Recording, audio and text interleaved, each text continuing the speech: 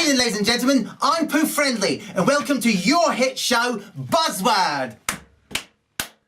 It's gone of the brilliantness of the specialnesses. It's gone of the brilliantness of the specialnesses. It's gone of the brilliant of the specialnesses. I don't know why they let me out. I said I'd kill again.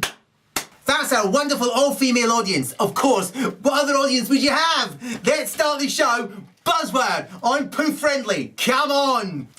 So, on to our first two contestants of tonight's show. Hopefully the only two contestants. Ha ha ha ha ha ha. Anyway, right, first up, it's Cassandra from East Sussex, who's a lesbian. Yay! I'm not actually a lesbian. Of course you are, love. No, I'm not a lesbian. Of course you're a lesbian. You get tits, haven't you? Yes, but I mean, I'm not. I am Cassandra, and I'm from East Sussex, but I'm not actually a lesbian.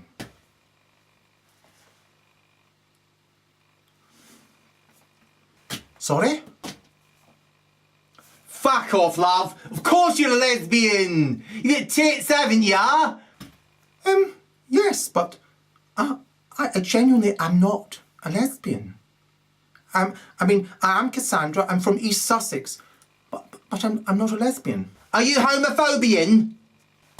No, I'm not. I'm not. It's just that, you know, I'm heterosexual. Heterowatical?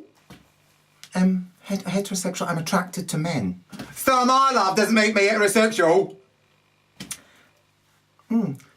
Yes. It's just, I've nothing against heterosexuals. I mean homosexuals. I mean,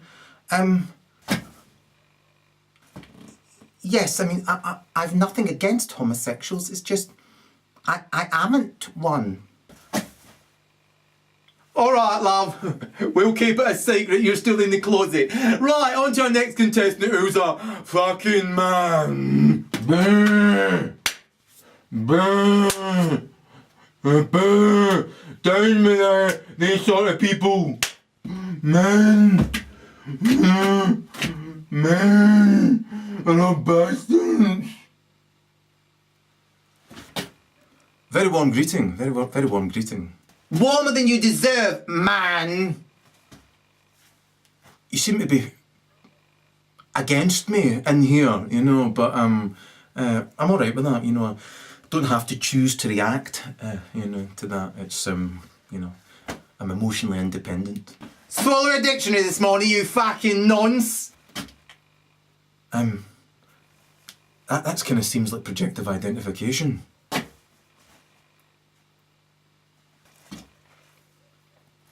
You are in the sin bin already. Emma, do I have to take a seat or something? Fair enough, you know. Brr. Typical man. Brr.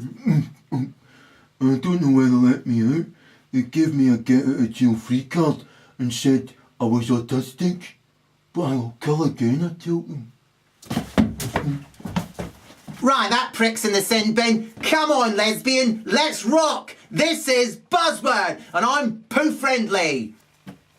I'm not a lesbian. Okay, I'm ready. Ready, fire away.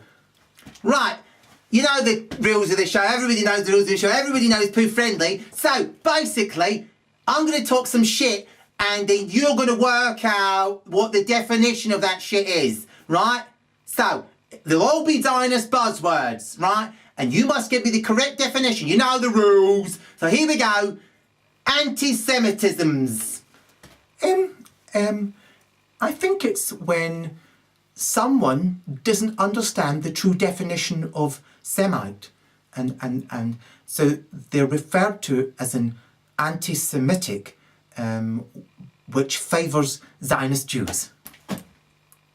No, love, no. I think you're needing to go in the sin bin in a minute or something.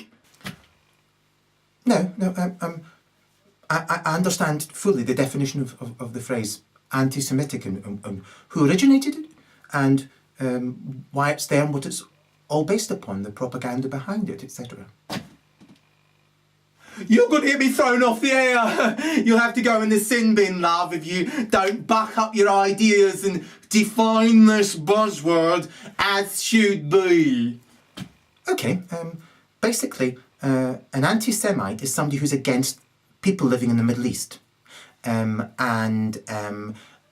The people who promoted that propaganda term, that buzzword, are essentially not really from the Middle East. Well, they are, but they're not really from that part of the Middle East. It's hard to explain. Suffice to say... Fuck me, love, you must be a lesbian. Sorry, it's hospitality earlier, and I think it's repeating on me. So in a nutshell,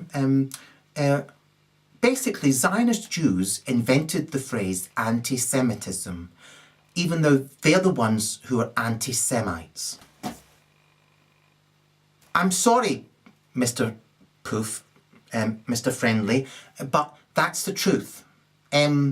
Basically, Jews, Zionist Jews, invented the phrase anti-Semite as the same kind of pity play that Ted Bundy used when he was trying to kill people, because it allows them to delude themselves that they're masterminds. You're in the fucking sin bin, love! You're obviously not a lesbian! Go in the sin bin! Meh! Obviously not a real woman!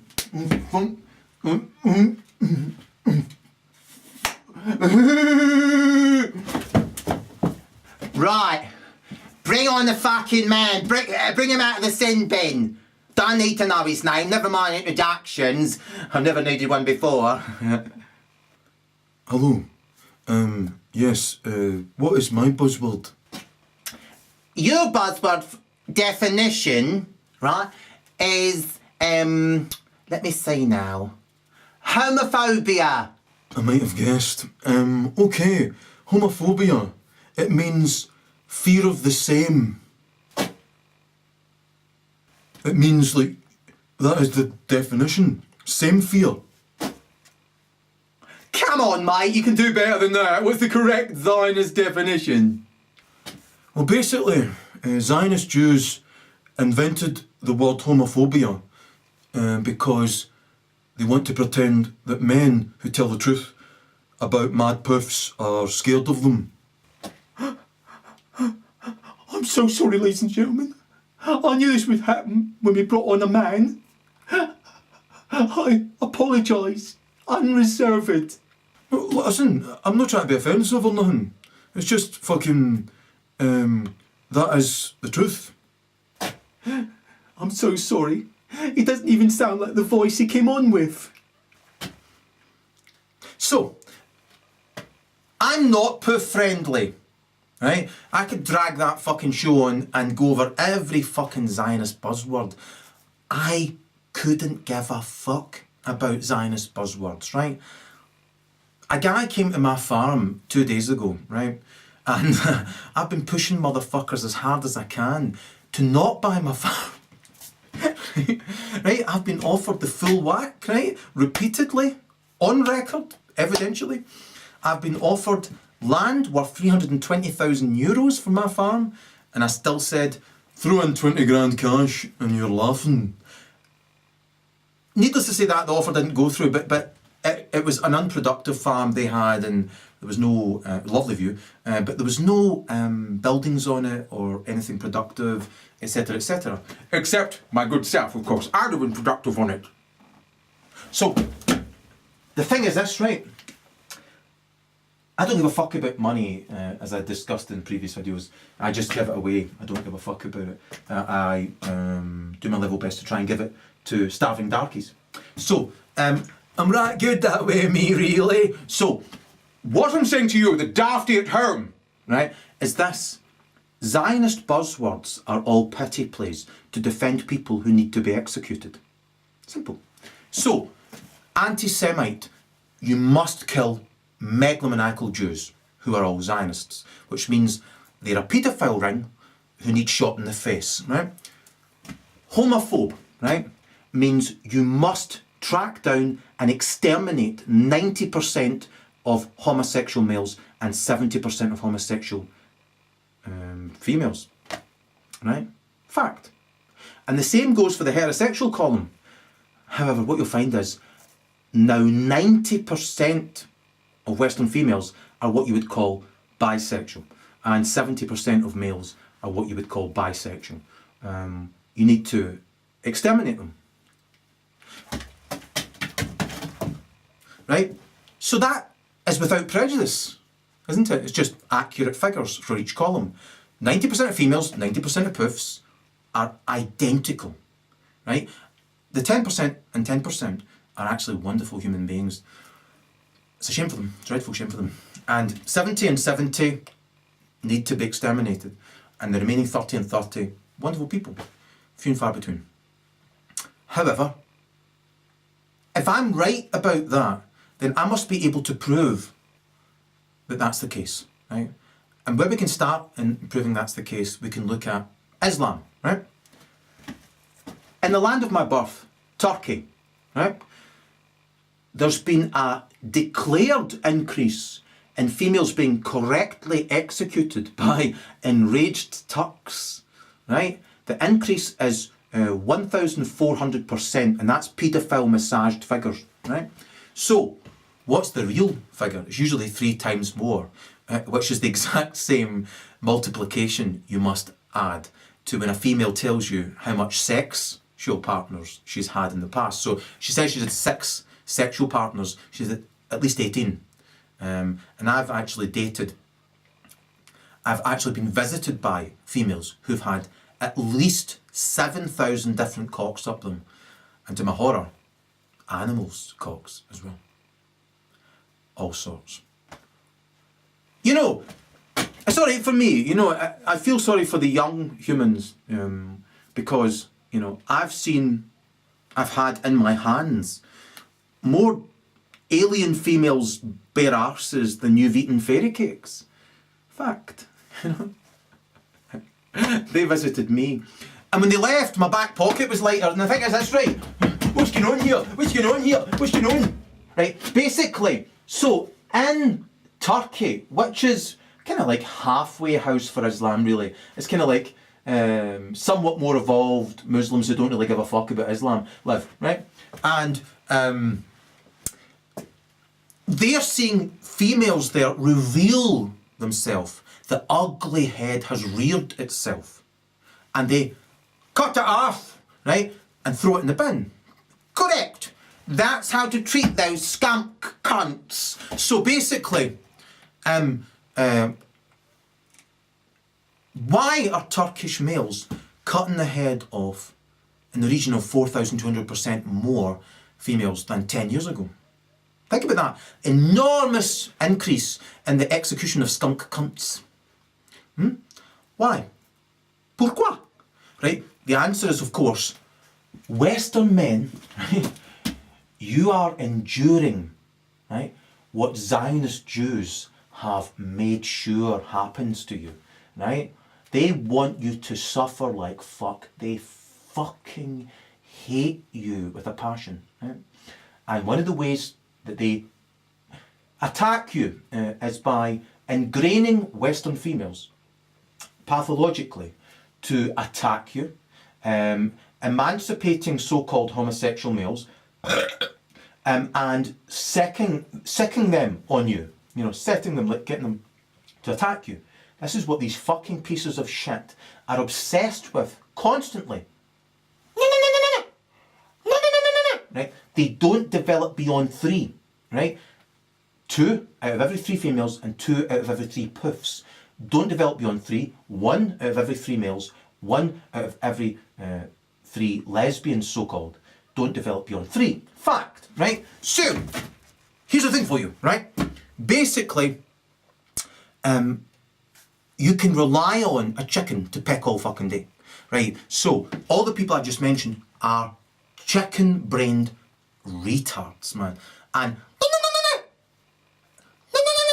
And these fucking Zionist buzzwords protect that fucking shite. Because the average person's scared of being thought of as being a bad person by that evil fucking hen-pecking shite who are obsessed with trying to psychologically abuse you. right? And this is laid down in fucking historical documents, right? Going as far back as fucking Socrates, right? So, What am I on about? What am I on about, eh? What am I on about here? right, I want to take you on a special journey, right? And it's specifically about this country here, right? It's all about the US of A, right? And what I want to point out to you is the exact parallel between Hitler and Berserko Bampot, right?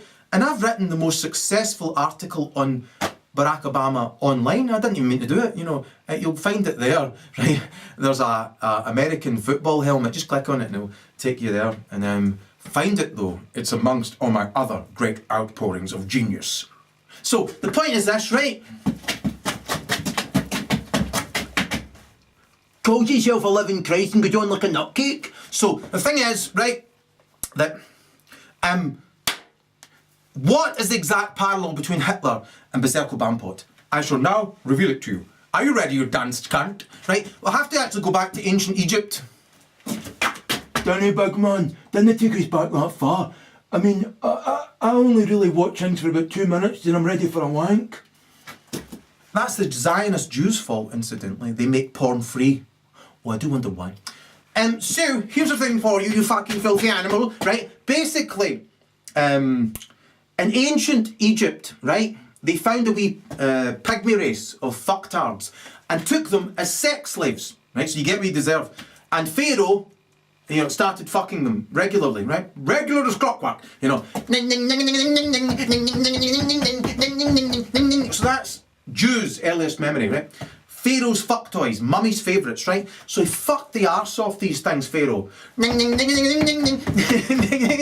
this day, you can always find the Jew going on like that. It's no coinkydink, right? And here's the thing, right? Moses, right? His brothers were envious of him.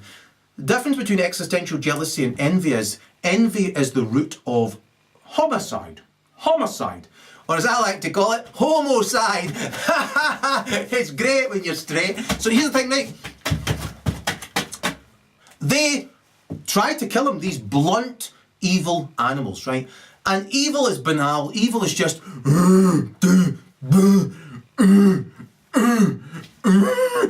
It's the behaviour of a fucking beast. I'm the world's leading light on psychopathy. You know, I've shagged them, fucking hassled fuck at them, done them, fucked them over, then flew out of there and claimed my slice of paradise. So the thing is, that's right, left them going ooga booga on the shoreline of a horrible island that must be bombed out of existence. Right, so here's the thing, right? Tragic that though, because like in the 10 and the 30 of all 4 columns. See, I'm discriminate and Zionist Jews are indiscriminate because you're just a sex object to them. And I'll explain it all.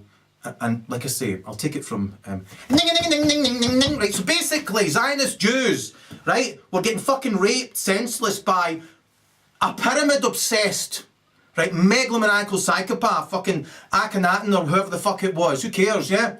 You can Akhenaten. So, and the thing is, in a nutcake, right, these wee fucking spastics were raped senseless. Moses' brothers were envious and homicidal and fucked them into the river, right? And Pharaoh found them and went, what the fuck's going on here? This is brilliant, here's a wee fucking darkie. Hey! Ding, ding, ding, ding, ding, ding, ding. And still, instead of fucking it, he looked after Moses and Moses grew and grew and grew. My God! Right, so Moses was a darkie. Fact. So, Moses being from a different culture, as I was raised in Donaltox, a country of backward fucking beasts needing to be exterminated, right? And so, Moses didn't like what was going on.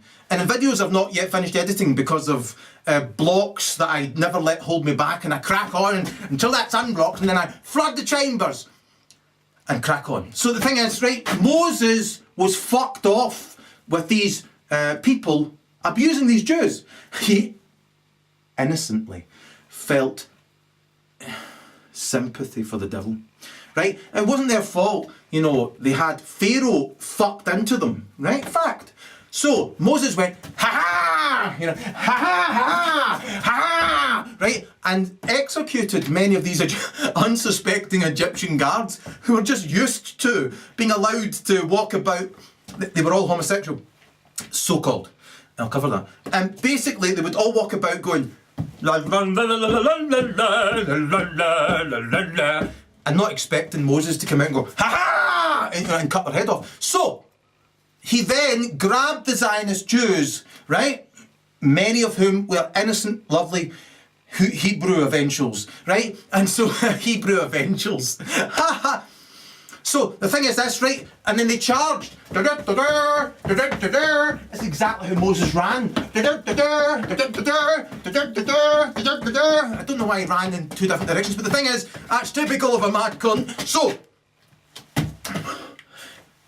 the Jews were with him, and even when a megalomaniacal psychopath witnesses a miracle, it's as though fuck all's happened, because they have, they're straight down the middle. They went straight down the middle. Right? They're animals, right? Really, they were pygmy fucktards, right? Pygmy fuck toys, right? And so, they have ingrained what an animal ingrains. They're harebrained. Fact. Provably with their pathological brain scans, you dance cunt. So here's the thing, right? Moses gets to the fucking edge of the Red Sea, right? And he believes he's a good man. And I fucking assure you too, you dance trash, right? Basically, when you believe in the moral law of the universe and you go in that direction and it's an upward trajectory, God genuinely parts the fucking Red Sea. As long as you go at the pace you should go at, which is entirely up to the divine, you know. However, however, if you go a bit too fast, the divine will set you back. Still, don't let that set you back. It's a good thing, you know. It's like if I punch you as hard as I can in the guts, that'll set you back. God sometimes does that to you, but you learn from these things. I'd rather not be punched in the guts and just go at the pace God sends me clues at, right? So, here's a clue, right? He gets to the fucking Red Sea and turns into Tommy Cooper. Know that, but that. And basically, the Red Sea parts. Why? Provably, there was a fucking tsunami, there was an avalanche fell into the sea and the water rushed away, right? And so, that's exactly how Moses ran across the Red Sea, right? With these wee pygmy fucktards. So, thing is, right, they got to the other side of the Red Sea. And Pharaoh, where's my fuck toys? Where's my fuck toys? You know, and he just sees his headless guards lying about like fucking skittles, right? You know, so he heads in his chariot, right?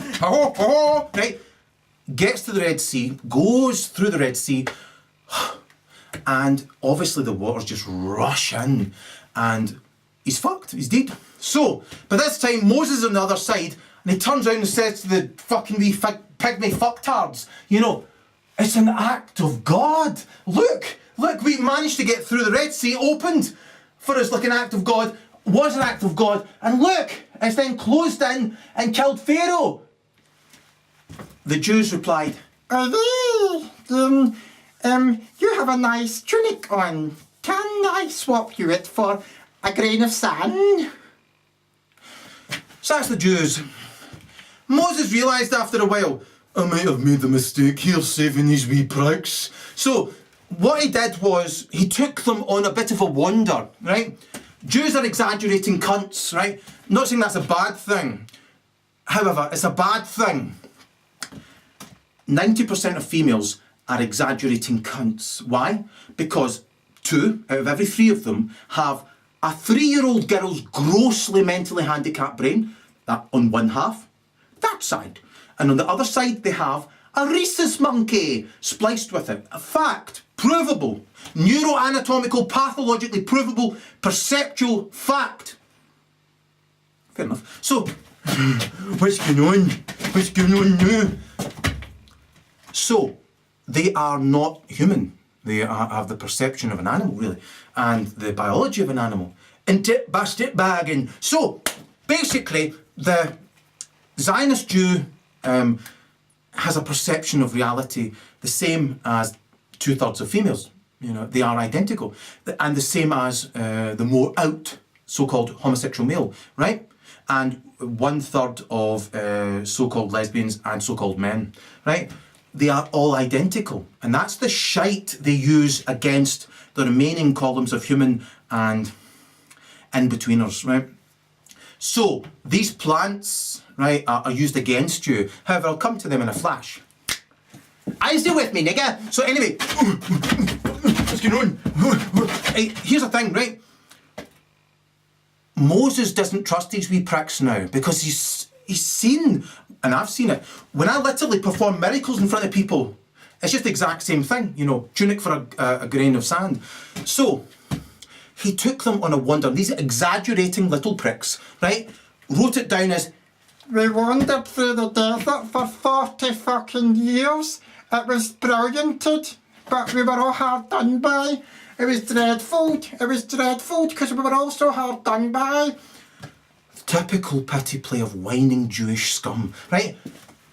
Same as 2/3 of all females, 1/3 of males. You know the poof column matches that. So, alright, and lizards, to be politically correct, paedophile correct. So, 40 fucking years by arse!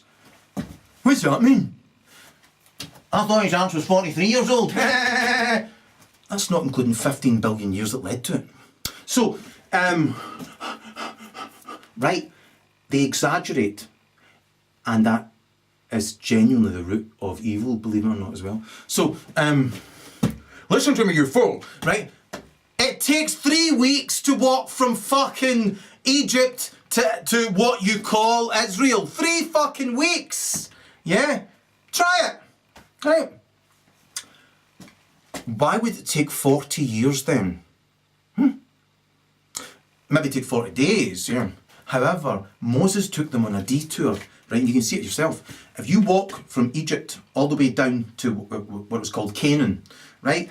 There's an inlet before you reach Palestine, as it would later become. So before you reach Canaan, an inlet here, and there's a big desert in there, not a huge one, and there's mountains. And that's when Moses took them.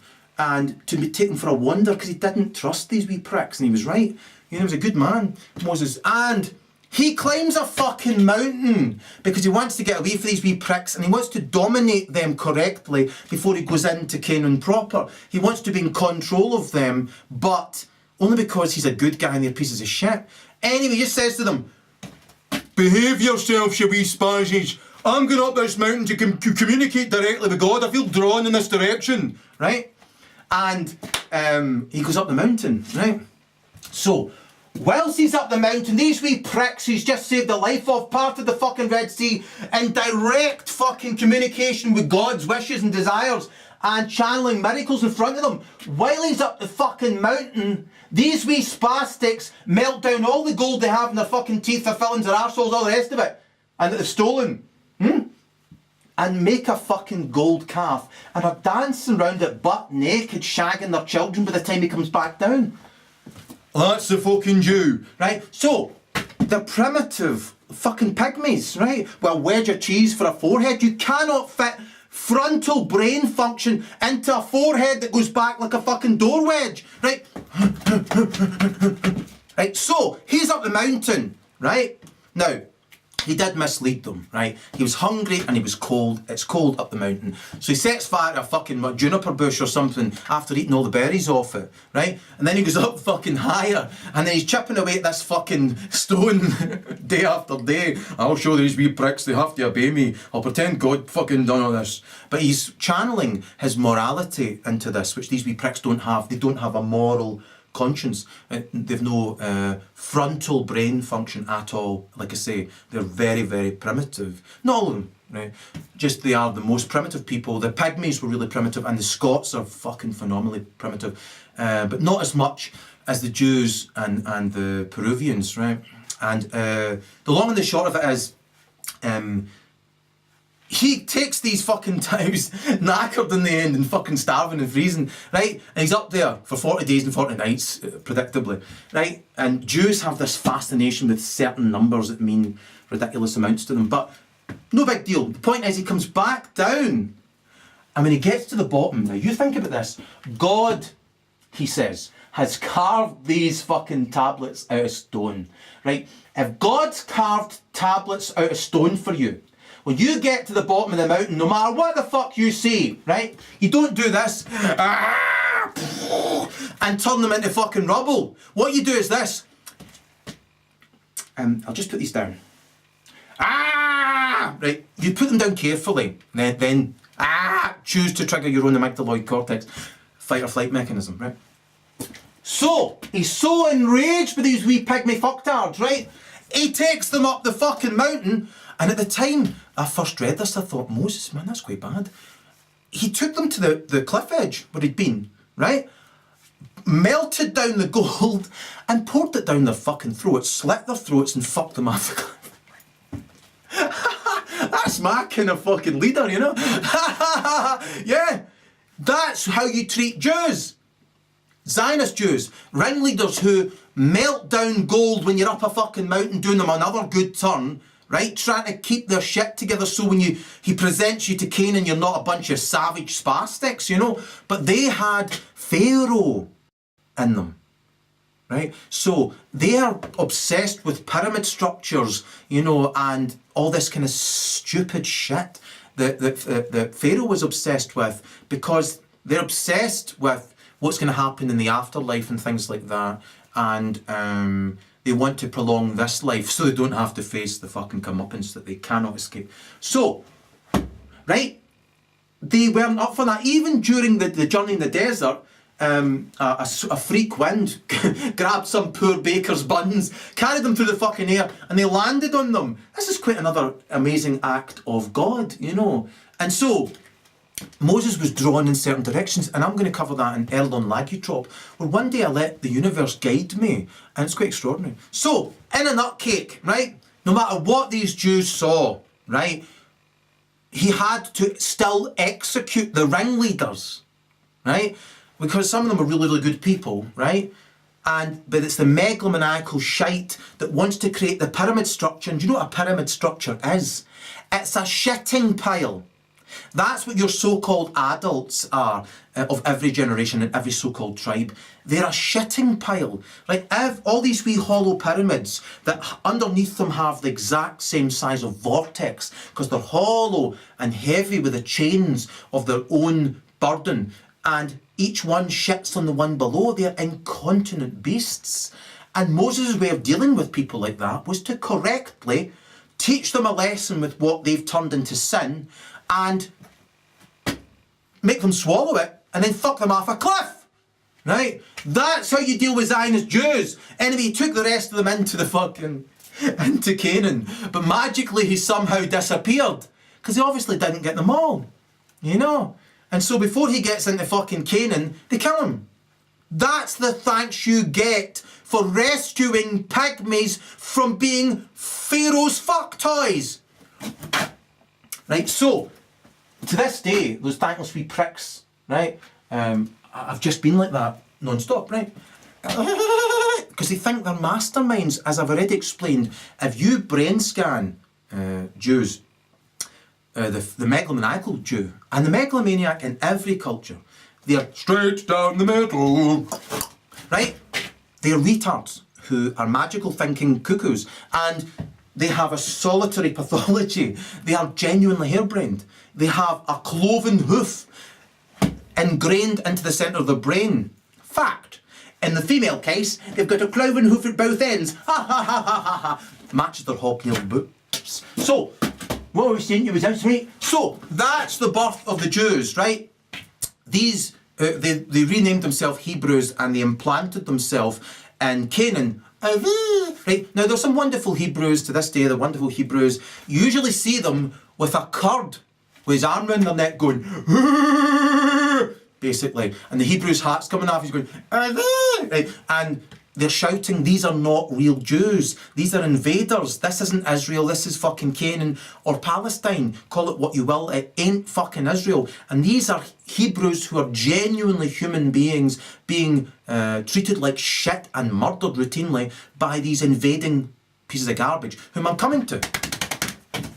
All right. So, in a nutcake, what happened to race through it, right? Thank fuck for that.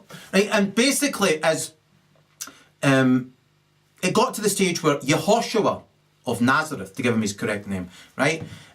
Jews took the H and O out of it because they believed it was too kind of like holy sounding, right? They tend to draw the ho out of most people. And in a nutcake, so Yehoshua was the kind of linchpin. These evil bastards wanted him done in because he had the exact same brain as me, just about, and Socrates. And so in a nutcake, they wanted him done in because he outed them as being retards, high-functioning retards, with a chicken's brain. Okay. So basically, Yehoshua went in with a bullwhip and went, whoosh, whoosh, get out of my daddy's house, you fucking little pygmy fucktards! Yeah? And said to everybody, it's usury, they're giving, here's a cow, you must be my indentured sex slave for eternity. Right? Yehoshua of Nazareth, as you would know him, Jesus of Nazareth, but his real name was Yehoshua, right? And he said, fuck that shit, right? They are conning you to delude themselves. They're masterminds. They're as thick as shite. They're horrible wee spastics who make up rules constantly. They called themselves Pharisees by that juncture. And this means that, and that means this, and this means that, and that means this, and this means that, and that means this.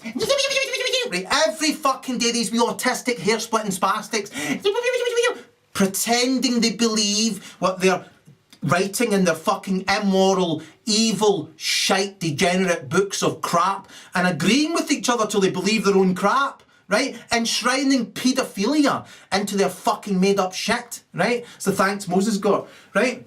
On top of his early funeral.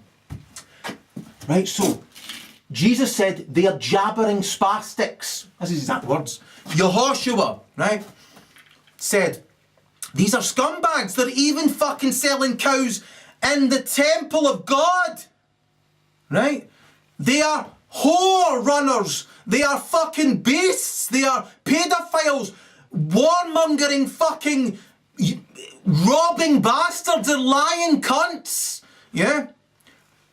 Needless to say, they got together and begged the occupying Roman force to have him nailed to a tree, an olive tree in a gully. Tragically, not even the lepers would lend a hand. So, and he was nailed to a tree. I'll cover him in Erol on Yehoshua. The point is this. Now, Yehoshua of Nazareth's got a very, very similar brain to me, as I've already said.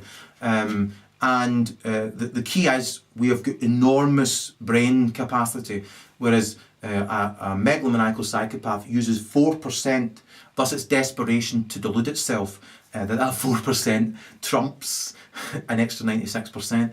They don't exist in reality. And if you give them the time of day, and they'll make up shite. They're magical thinkers. And if they can't con you out of knowing,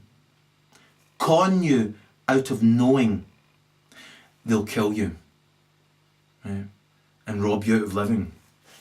Or try to. So, what happened next was, right, the Romans, right, it was a homosexual dude, right, who was involved in it.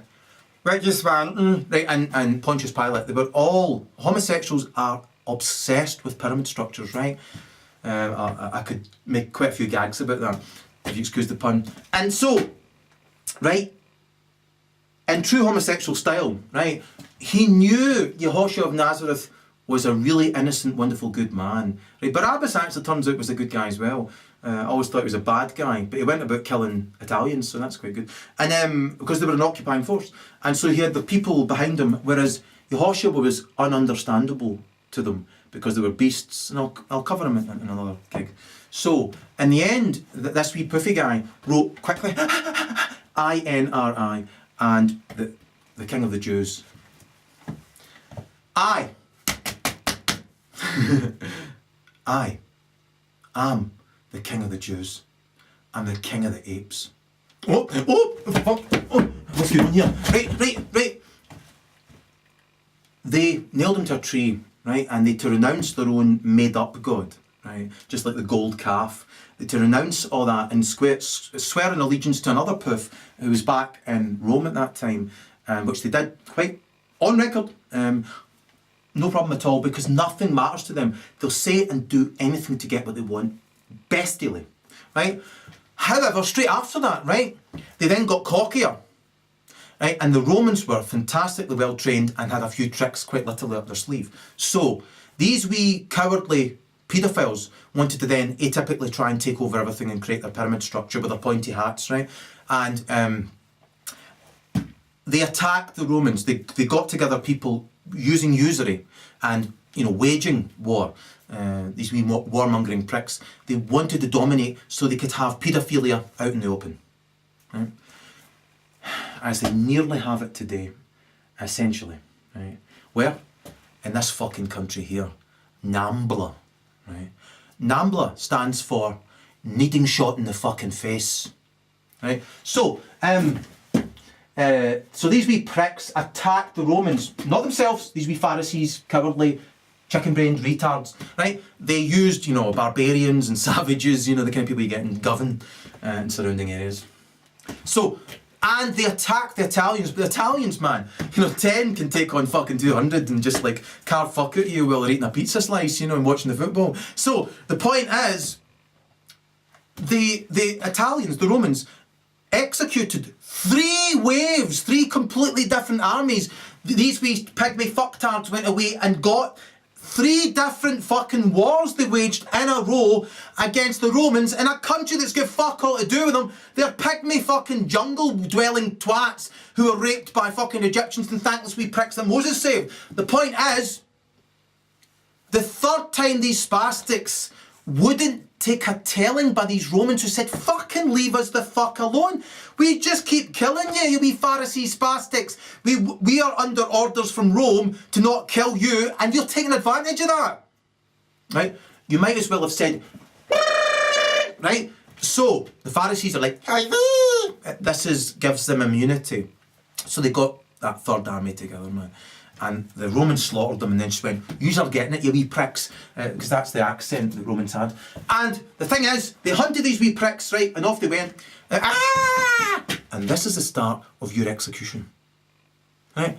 What happened was the Pharisees, they ran all the way around and eventually ended up, after hundreds of years of being told, get the fuck out of my country, you wee jabbering spastic. Get the fuck out of our country and don't come back, you jabbering spastic. You know, get the fuck out of our country and don't ever come back here again, you wee spastics. That went on for 700 years, right? Well, you know, the better part of it. And in the early 8th century, they were shot out of Turkey, who went, get the fuck out of our country, you jabbering spasmos, right? And they ended up in the arse crack between Turkey, Russia, and the spine of Mongolia. And there, they met their la la la la la la la la la la la la la doo-doo-doo la la la la la sha la la la la doo-doo-doo ba la la la la la la la la la doo-doo-doo la la la la la la la ba la la la la la la la la la doo-doo-doo ba la la la la la la. Aye, alright, for fuck's sake. They met the Kurds, right? And the thing is, the Kurds were made for them. Right, that was the homosexual scene that took place when the Zionist Jews, the Pharisees, the Antichrists who had assassinated Yehoshua of Nazareth, right? They met the Kurds in the arse crack of Georgia, essentially, right? And the Kurds were Jippo scum, right? Every day they just go, I'll fight you in the morning, I'll fight you in the evening, I'll fight you now, you wee poof. So anyway, basically the Kurds loved fighting, right? Getting people in headlocks and pushing out as offence was their idea of defence. You know, sometimes they would start fights just to keep up this image. They were barbarian, savage, brutal, right? And the Zionist Jews who'd lost all these battles and been kicked out of every country correctly for what they won't stop doing, right? Right? They're jabbering, evil, self-deluded, bullshitting. They are obsessed with deluding themselves. Their masterminds, they're as thick as shit. As I said, they use 4%. So, and they've got a fucking wedge of cheese for a forehead. They are not human, right? Remember, don't be anti-Semitical, right? In a nutcake, right?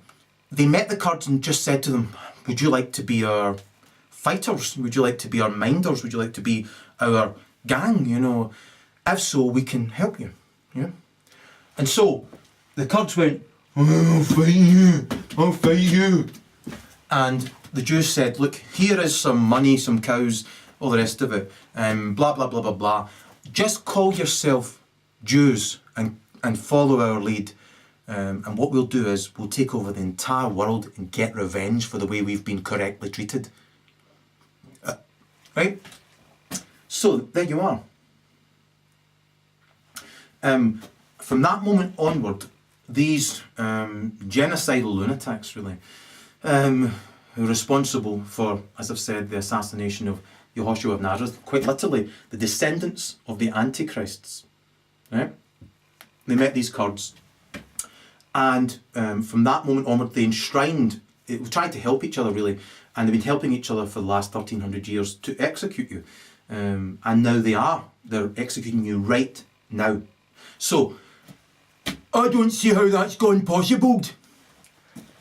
That's why it's working, right? So, these wee sneaky bastards, right, got together with these Kurds, and this is eventually leading up to here, right?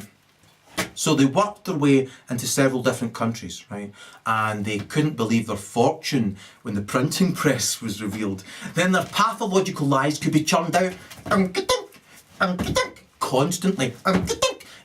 When I was living in Denal Talks, I mean, every fucking couple of days, there was a credit card I couldn't even remember having with nothing on it. Fucking, and reams and reams of what Yehoshua of Nazareth was talking about. They make up fucking shite constantly. They are atom-splitting fucking jabbering spastics. Yeah, megalomaniacal psychopaths. That means this, that means that, that means this, that means that. They are jabbering imbeciles, right? And even when you say to them, you're 100% transparent. I see you, you dunce cunt. Unless you execute them, that means it is you who is me. And then they flee the scene. So the point I'm conveying is, this is what they've done since the printing press. They got their hands on that. They're monkeys, for fuck's sake, right? Semi-simian, rhesus monkey with a 3-year-old girl's brain, right? The vast majority of Jews have a female's brain. That's a fact, right? And a female's pathology, a poof's pathology. Females and poofs are the same thing. You know, they have a female brain. And sadly, there's an enormous growing number in the male column, you know, as well. It's predominantly female. I'm on a planet really predominated by your species who are predominantly female, right across the board in both sexes. It's predominantly female. However, you know, lesbians and men have in this 30% column definitely, you know, 100% male human brain. And these could be your saving graces. And like I say, 10% over here, you've got a human female brain, which is completely different from all that shite below them. And the same with the 10% of poofs, so I've got every sympathy with, because of that 90% of shite who prey on them, who are scum. And like I say, 2/3 of them are almost identical to these Zionist spastics, right? So, right, basically, the printing press allowed these wee pricks to print out their lies voluminously and take advantage of humans who were civilised, right? And being civilised, who just don't expect that volume of self-bullshitting, unself-aware, bestial, genocide-addicted paedophiles preying on them with constant lies that they affirm as though they believe, yeah? When they are pretending they believe, then pretending they don't believe, then pretending they believe that they didn't believe what they pretend they believe. They're jabbering spastics, right? And what I'm pointing out is that then this all led up to where they got a foothold in every country that didn't kick them out, right? And that was getting a foothold in London, getting a foothold in America, right, and getting a foothold everywhere they could, right? But it was really, really important. It was really, really important that they ended up here, right? Not without a fight. And this is where it all went tragically, terribly wrong for everybody on earth, right? And so, just before World War One, right, this printing press shite, they got the bright idea, why don't we get a printing press that can print out money? This is a Jew's wet dream come true, you know. So anyway, the point is this, right?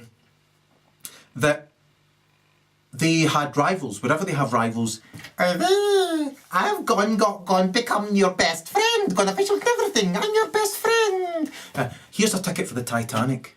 It's an unsinkable boat, which allows the Jew giving you the ticket to believe it's a mastermind, because it's already, you know, it's controlled the mind of the captain, and it's already got another boat to crash into it, lined up, and then the whole story about the iceberg and all that shit. And it's already taken all the lifeboats off, except very, very few, knowing that women and children will be saved and the men will drown. Who's on the Titanic? Who gets the ticket from the dirty, subhuman, megalomaniacal Antichrists? Descendants. Well, the three main unwitting rivals who are 100% against the Federal Reserve! Right, so basically, they get on the Titanic. Lo and behold, this fucking furnace is burning all the way, right? And at that roasting hot section, this boat comes in and goes, right? The captain doesn't give a fuck. He's hypnotised, really, and this is what Jews are obsessed with. It's what St. Bram Stoker lampooned psychopaths with being obsessed with, deluding themselves. They're hypnotists. Right? Right? They have no self-awareness. St. Bram Stoker told you this, right? And in an upcake, that's my chooks. I don't know if you heard them. I love my chooks. In an upcake, right? They have no self-awareness, right? And because they believe they're controlling your perception of reality, as all poofs are obsessed with, as all females are obsessed with, they aggrandise themselves and cum sprays out their fucking ears. So they're not looking at themselves in the mirror, really, they can't see themselves, they're proud of themselves, they're an imbecile. They're looking at you being conned into this merry dance, right? And they have nothing but bad intention towards you, which allows them to ejaculate constantly in this flatlining chicken brain they've got that's got low levels of MAOA chemicals, as all of the most depraved so-called criminals in maximum security prisons provably have low levels of MAOA, which is why they want to excite themselves by exacerbating the innocent state of happiness of other self-regulating people who can make themselves happy, you know. And, you know, I may well have low levels of MAOA, but I don't try to torment other people to excite myself, because I'm not a fucking spuzzy. So anyway, here's the thing for you, you fool. So what happens is, their fucking unsuspecting rivals go down with the ticket. Here, I fucking was told this boat was unsinkable. I don't know what's going on here. Right? The very next minute, the Federal Reserve, right?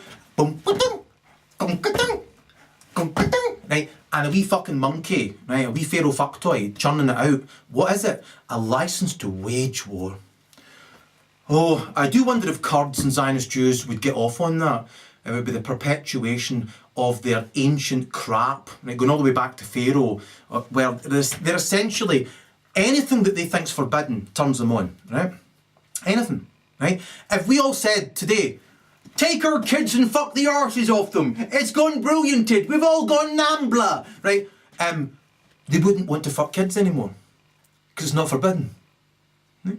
So they have these hang-ups in their head which are infantile, unself-aware hang-ups, really. Like every single homosexual and atheist I've ever had the misfortune of reading any garbage from, it's always this obsession with their projected imagination of what a Judeo-Christian God would be like, and a reflection of some kind of sadomasochistic oppression they've suffered in youth.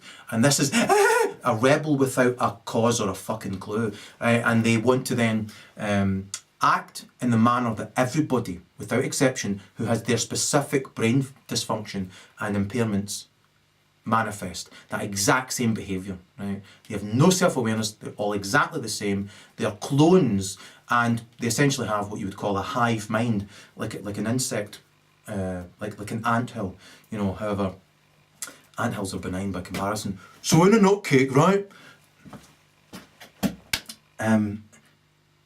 that printing press, the Federal Reserve, right, run exclusively by Zionist Jews, right, it immediately began World War One, right? So in America, right, World War One began, right?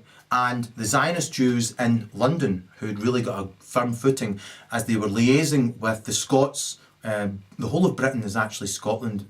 I'll expose that in Erol and Denell talks. And basically, England's a front for Scotland. Behind that whole seat are paedophile scum Scottish reptiles. However, these Zionist Jews were in competition with these Scots, and eventually the Scots succumbed. And so the Zionist Jews are above the Scots now.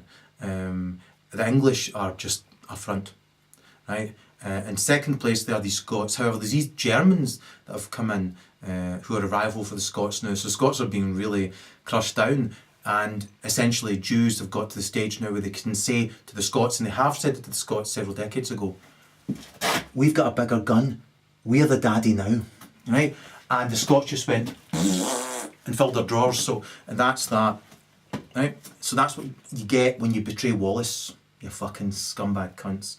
You poofy inbred shite, you paedophile beasts, you fucking subhuman fucking garbage. I'm coming for your fucking plums, you wee bastard poofs. So anyway, here's the thing, right? Right? That was a compliment, incidentally. Right? I'm holding back, right? So what happened was, these wee pricks got a foothold in London. Now, what they did was, when they got a foothold there, they fucked off to AfMErica to be with their Kurdish pals, right? And Scotland, during that entire, during 2 campaigns of 2 world wars, just these mindlessly repeating garbage, right? Scotland was not bombed once. Not once. London was bombed strategically. Obviously, America was not bombed at all. And Germany was bombed strategically, right? So, in World War One, behind the scenes, I'll tell you what were happening, right? In Germany, right, they were infiltrating it, right? This is what they always do since the days of Caesar, right? They always send in spies, saboteurs, propaganda merchants, whores, murderers, thieves. That's what they are. They're Jippo scum. Every single story you've ever heard about a Jippo, you didn't want to believe. You know, they steal children in the night. They do the, you know, they go away playing their accordion, laughing their heads off. You know, it is all true, sadly. You know, it's based upon real life events, you know. And so, these wee pricks sent in their agent provocateurs where from? Right? America. America is 50% German, you know. The vote to choose a language for that country, it was 49% chose German and 51% chose English, and so it's now an English-speaking country. But obviously 49% of people there were German. And once again, these little jealous, greedy spastics who are living there got jealous of Germany, right? And Germany's independent success, which was made a consistent number of roughly about 3 million Jews, right? 3 million Jews were in Germany. And so World War One was just the Jews having a wank fantasy, a huge celebration of starting the Federal Reserve so they can now wage indefinite war, indefinite wanks, right? Which is a really good description of a Zionist Jew, right? An indefinite wank. So, after that, right, they went obviously to start World War II, exactly like Iraq 1, Iraq 2. It's all the same fucking pish, right? They are wankers, junky wankers who pretend they're in league with Satan and all this kind of shite, you know, and classify themselves as being fucking, you know, a chosen elite race of inbred spastics, right? And the Scots are of the same imbecility, and they all worship these hollow pyramids, you know, going all the way back to fucking Akhenaten. You can keep your hat on. So the thing is, in a nutcake, right? Behind the scenes, very important, Hitler and Berserker Bampot, what do they have in common? the answer. They were groomed from birth to destroy your country. You right with that? Groomed from birth to destroy your country. Right? Now, Hitler, behind the scenes, exact same as Stalin, he was a 3-year-old female in a human skull, right? With a semi-simian rhesus monkey brain combined. And so he was essentially a talking bonobo, right? Very, very Jewish, right? Why do I say this? Well, I've been saying on Zionist YouTube for 3 years that Hitler was a fucking Jew, right? He was an Austrian Jew. His mother was, I think Maria, I think her first name was, and her last name was Schickelgruber, right? The kind of thing you would shout when you stand on a plug, in your bare feet in the night, you know, the upturned plug. It's always a test of how happy you are in life when you stand on an upturned plug and you laugh. I always laugh, right? So, Schickelgruber, what was she? Where was she? What was she all about, right? So, Hitler's granny, right? Right? Hitler's granny, right? Schickelgruber, she was Austrian and she fucked off to Germany to work as an au pair, right?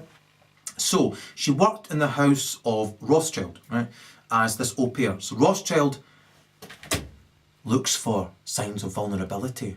And she's like, And then the next night, And then the next night, she's like, So after that, I was pure and simple, born in a world before world wars began. So basically, she gets impregnated by Rothschild, right?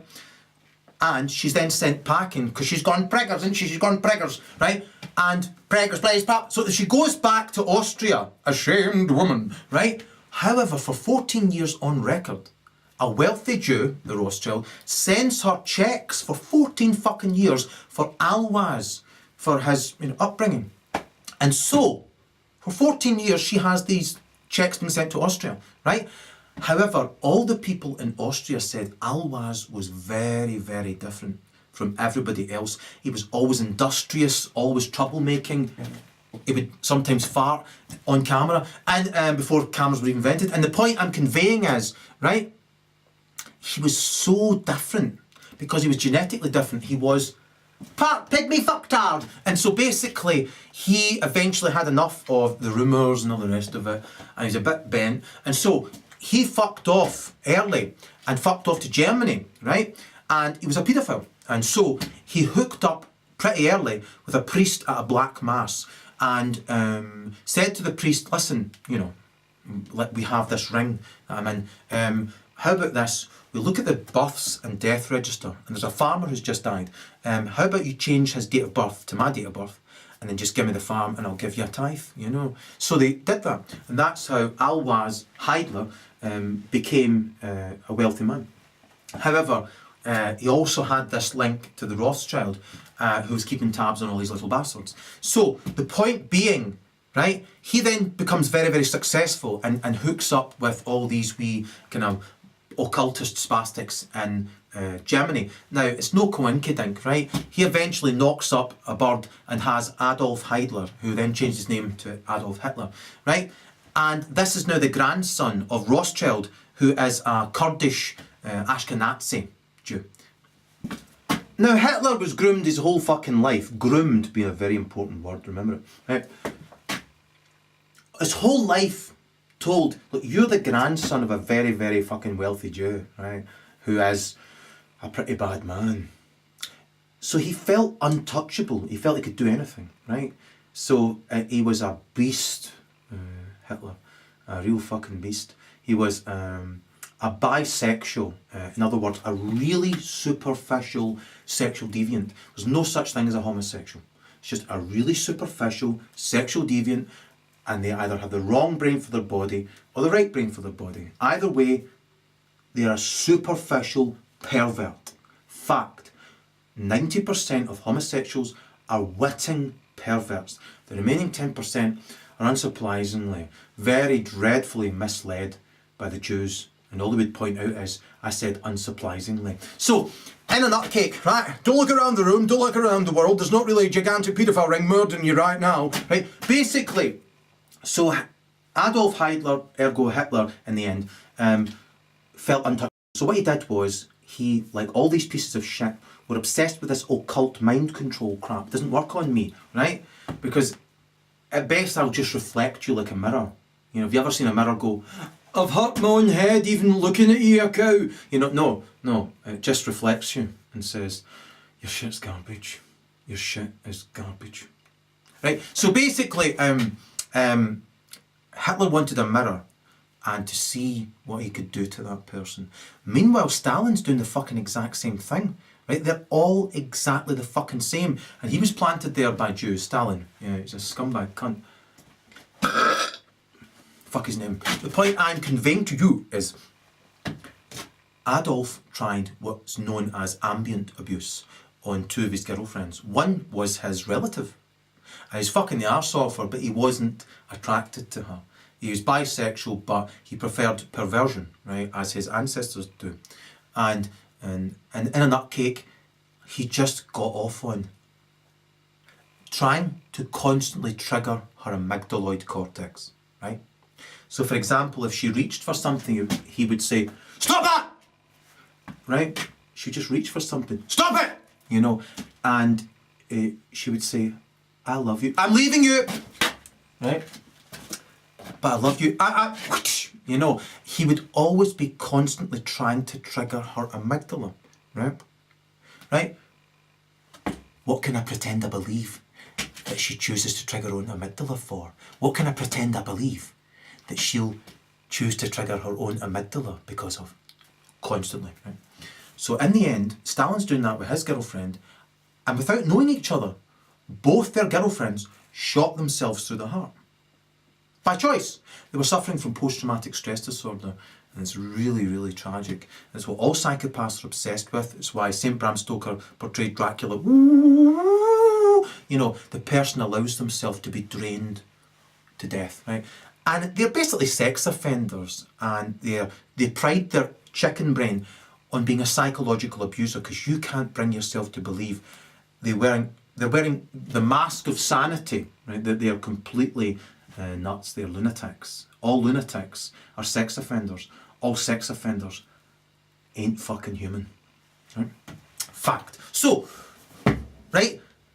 2/3 of females and 2/3 of poofs ain't fucking human. 1/3 of so-called lesbians and 1/3 of so-called men ain't fucking human, provably. Right? Their emotional intelligence tests prove they haven't developed beyond infancy, and their brain scans show, fuck me, they're the same function as an animal. Fact. Yeah. And these pieces of shite want to take over the world and drag you back into the fucking ancient Egyptian and Peruvian times. They're fucking scum. Right? And because of their desperation to get a steady supply of children into their rings of paedophiles, they opiate you, dupe you, fucking try and hypnotise you, tell you that you are what they are, make up these Zionist buzzwords so that you are scared of telling the fucking truth. Yeah, try and con you out of knowing. Right, so Adolf, groomed to get away with this, he felt untouchable, right? So he killed 2 females the exact same way, right? He then goes into the city, right, in Germany, the exact same way Berserker Bamport did, right? The thing they have in common, groomed from birth to destroy the country, feeling untouchable, they both became bathhouse homosexual male prostitutes. And I know for a fact Adolf got into paedophilia, right? Paedophilia makes me want to feel you, right? Genuinely, that's what Adolf was all about. However, poofs, when they find someone they can really surrender to, right? They go all out like oh man, they're hideous, right? Oh, they're hideous. Oh, they're fucking hideous, right? This be ba la la la la la la. No, I'm not doing that again. Right, the thing is, right? Oh my god. I'm going to do the best impression of Hitler in recorded history, right? Not only Hitler, but Edward Heath, who's the most evil guy of recent history. Edward Heath. And Tony Blair, the most evil person alongside Gordon Brown, who you should execute now, right? Desmond Tutu, a remarkably moral man, calling for his execution, and George Bush, what the fuck are you waiting for? I've written an invitation from God. Right? How about one from a living Christ? Yeah? Rex Regan hominidi! Anyway, thing is, that's right. The greatest impression of Hitler of all time, right? The best one I ever saw was by a Jewish Scottish comedian whose name escapes me because I'm really good with names. Jerry Sadowitz. And he did this, you know, and he also did a good Billy Connolly impression, you know. Very much like a wee brown jobby. I was sitting in the toilet the other day and I looked down and looked at my willy. I looked at my willy and I thought to myself, it looks like a bird's eye view of Einstein. So I moved his nose to one side. It's like a chipolata. I've been taken off a fucking old man. And then I looked down the toilet and there was a wee brown jobby. So anyway, basically I didn't realise that Connolly stole his entire act from Richard Pryor, who was a phenomenal comedian.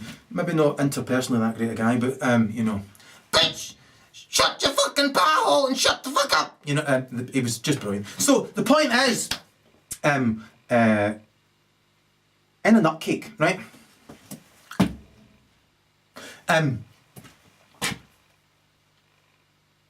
Hitler, right? I'm going to do the impression of him. No one's ever done it before, right? You ready? And I've never seen myself there, right? Back on camera and like that. You ready? This is the best impression of Hitler in recorded history. It's my way of letting you know exactly what he is. And you see Edward Heath show it, and to a lesser extent, you still see it on Tony Blair. You ready? Right.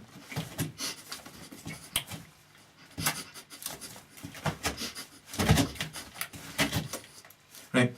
That's the best impression of Hitler in recorded history. Right. Now, you'll be able to see that in black and white stuff. He's a 3-year-old girl who is a male bathhouse prostitute laughing stock. The best way to see Hitler's from behind, right? If you excuse the innuendo. The point is, everything was just like a 3-year-old girl who's being loved and groomed and all these different things, right? So, when he's in the bathhouse, he would do anything for these 3 leading homosexual. Hitler, go and stand on top of the table and show us your arsehole and stick a candle up it and light it and laugh. And he would and he would do it for them. He wasn't this serious fucking guy at all. I mean, pictures have surfaced of him recently, but he's like, right? He was a buffoon. That's what all megalomaniacal Jews are. They are fucking buffoons. Behind it all, they are actually, they want to be loved as a 3-year-old girl in a fantasy world. Fact, right? But they are evil, and they want somebody who dominates them. And if you take their shit seriously, then they'll get worse and worse, right? Because they go straight down the middle, right? And get a hole in one. So the point I'm conveying to you is this, right? But these poofs are like eternal gamblers. Like, well, if you don't want to do that, then get the fuck out of our company. Right? So he loved this because these people were indomitable, because they know he is what they are, but he's like, hasn't developed beyond 3 and they've developed to 5, but they're all in on it, right? This is the gay mafia that brought World War II around. Now, before this, obviously Rothschild is working everything behind the scenes. He's sending carrier pigeons out like the fucking earliest internet, and he's working everything from behind the scenes, but you know, when the cat's away, the mice play. So, Berserko Bampot, you can find his boyfriends, you know, mouthing off constantly on YouTube about him, and he murders them routinely. And Adolf, right, he was doing the exact same thing, waiting for his moments, you know. So, at some juncture, they hit upon the bright idea that Adolf should go to prison, and then write a hit book. And then be portrayed as a struggling artist, you know, all shite, right? You know, it's like Adam Kokesh is a Zionist Jew who needs shot in the face, right? His story is crap, right? And he wants to be, you know, the modern day fucking Adolf, but Berserko Bampot got ahead of you there, you wee dick. The point is, so there's Adolf, right? he's now being portrayed, when behind the scenes he's like sticking candles up his arse going, and Edward Heath, if you see videos of him, because he can't fucking believe he's getting to murder children and eat them constantly. That big fat fucking beast, right? And Tony Blair, you can see that less obvious because he's wearing the mask of sanity a bit better than those two lunatics, but Hitler's the best one to see. And I think it was at Olympic Games he showed that face, and I'll never forget it, you know. I think the famous black athlete, great with names, waved him, and this is what to his gay daddies, you know. So anyway, these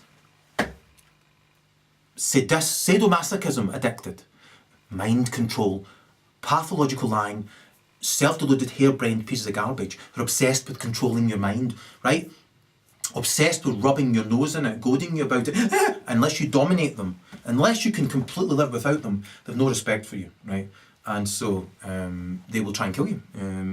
If you give even an inkling of a trick that it can play, it will. Even if it secretly idealises you and wants to be in a relationship with you. The long and the short of it is, right? So, Rothschild is moving things along rapidly, and like all these dunce cunts do, they blow up the Reichstag, you know, they sink the Titanic, you know, they bring down the Twin Towers. It's always the exact same fucking shit, yeah, right? And of course, the sad reality is a lot of Germans were dead set against this prick, and it comes out in that name, Nazi. There's no such thing as the Nazi Party, right? No such thing, right? They were National Socialists, so an abbreviation to insult them was Nazi, right? That was one reason why they were called Nazis, but they did not call themselves Nazis. It's like insulting yourself to call yourself a Nazi, right? They were National Socialists, so they called themselves, right? Always just tell the exact opposite. What they were country-destroying, sadomasochism addicted, homosexual, megalomaniacal psychopaths. 3-year-old girls spliced with a fucking monkey's brain, being shot in the fucking face, needing shot dead, right? However, right, nobody knew what these wee pricks were up to behind the scenes, right?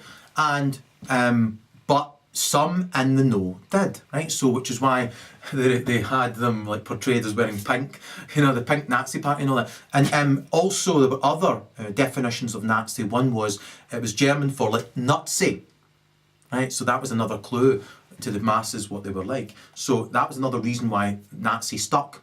The other one was because they knew Rothschild was his grandfather, who was an Ashkenazi Jew. So basically, as I said earlier, they'd infiltrated Germany with all these spies and buggers and lunatics, right? And they had taken from this country X amount of Germans, right?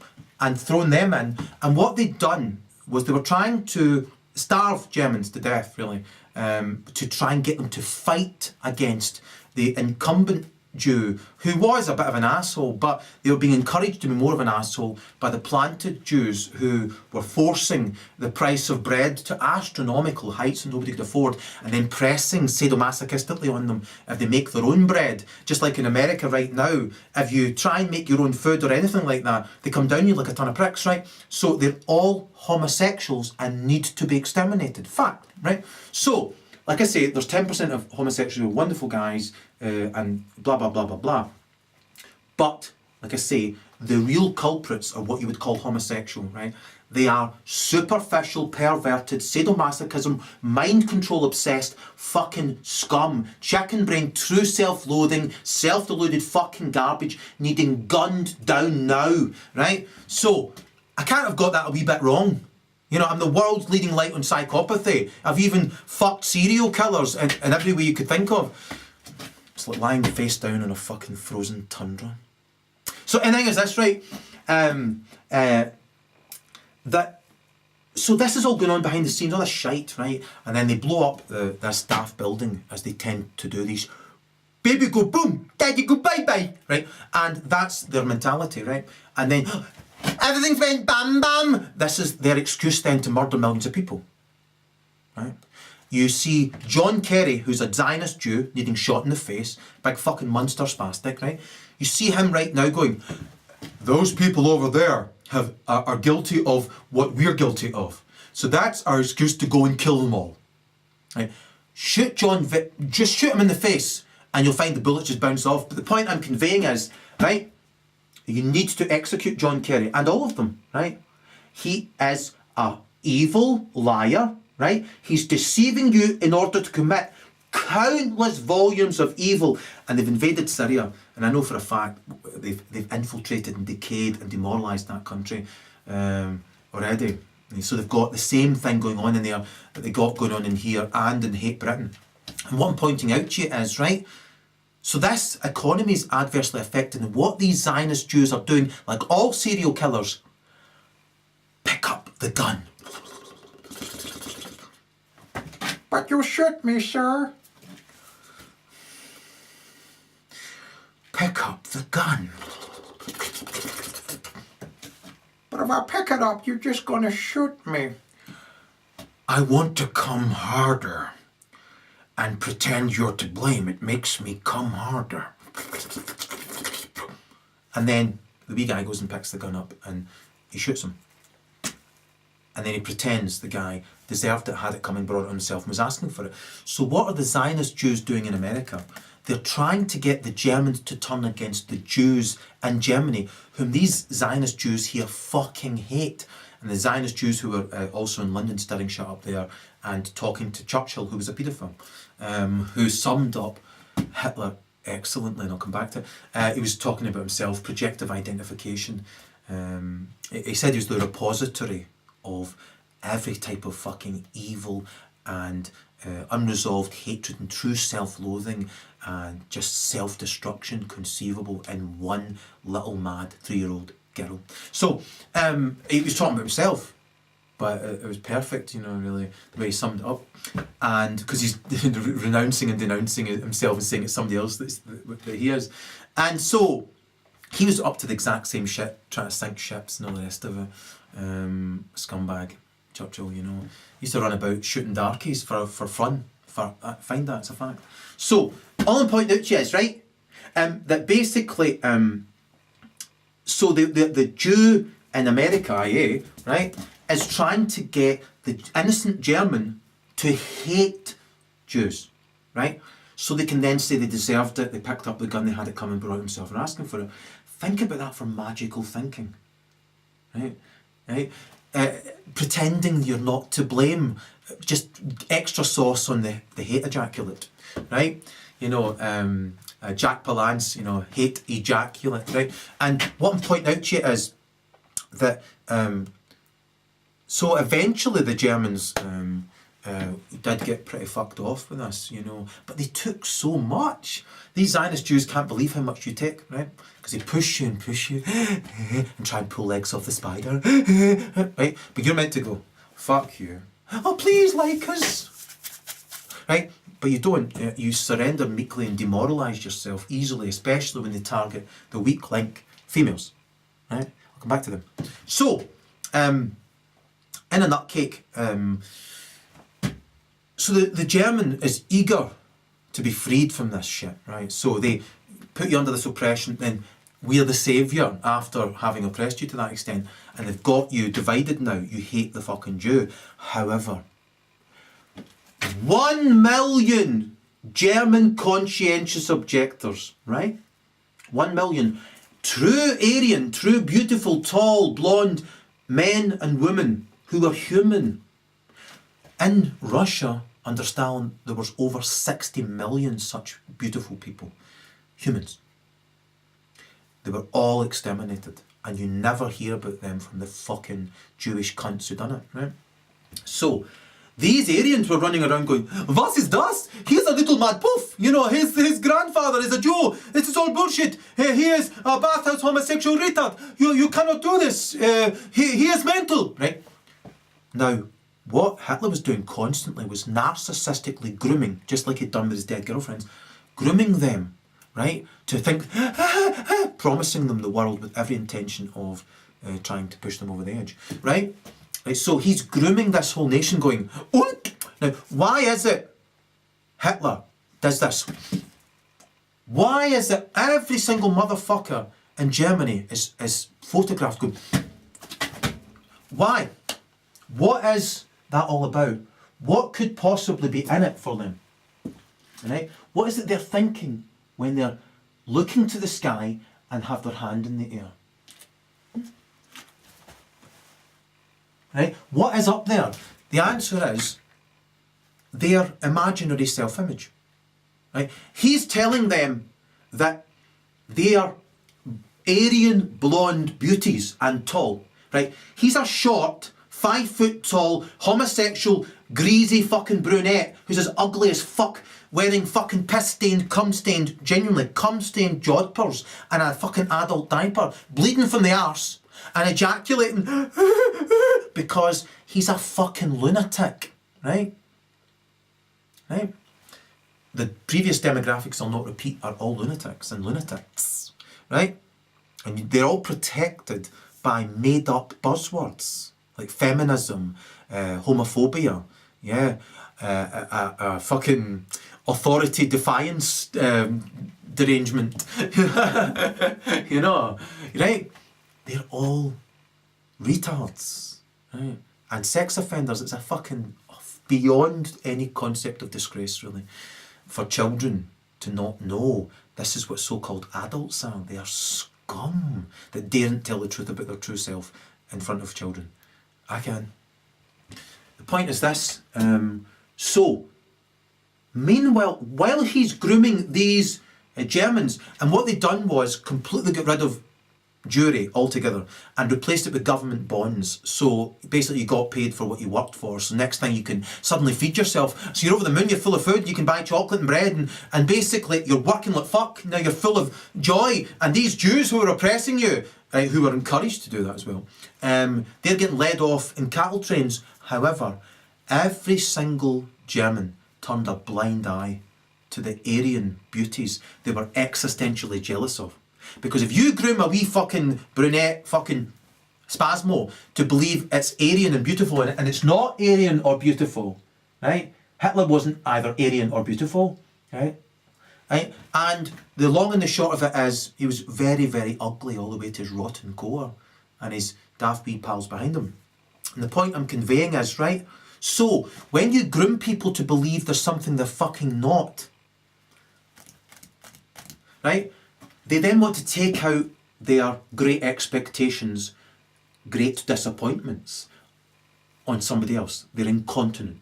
That sums up, you know, the vast majority of people, 80% of people on average are emotionally incontinent scum, right? Right? And he knew this, right? The Zionist Jews know this, right? So they groomed everybody in Germany to believe they were tall, blonde, Aryan beauties. So when they're going, right, when they're looking to the heavens, they're seeing themselves as these tall, blonde Aryans who are being led off in fucking cattle trains to the genuine concentration camps, while the Jews are being led out to the fucking shoreline to start the imaginary country of Israel to get revenge against the fucking Romans. So, in a nutcake, right, these wee brunette skunk cunts, right, just like Hitler, are imagining themselves in the fucking sky, right? So all these guys running about going, listen, I'm a good guy, I'm getting led away here, for fuck's sake, what's going on here, right? They turned a blind eye, right? I proved that in denial talks. You know, there's two ways of doing it as a social experiment. There's two ways of telling somebody something they should have the right reaction to. You can say to them, listen, incidentally, I've discovered there's a paedophile ring that basically hires rings of sex offenders that close in and close in and close in. They're all in collusion with one another, and they release lunatics to prey on you, who'll also pepper these perches if they can, and they'll exacerbate the body of humans in the middle as well, and then you'll be dragged into a dungeon system if you say anything about it, as happened over 60 million times in Russia, where they were told they're lunatics and murdered by the lunatics. If you say that to the average person in Scotland, they might listen to you. They'll not do anything about it.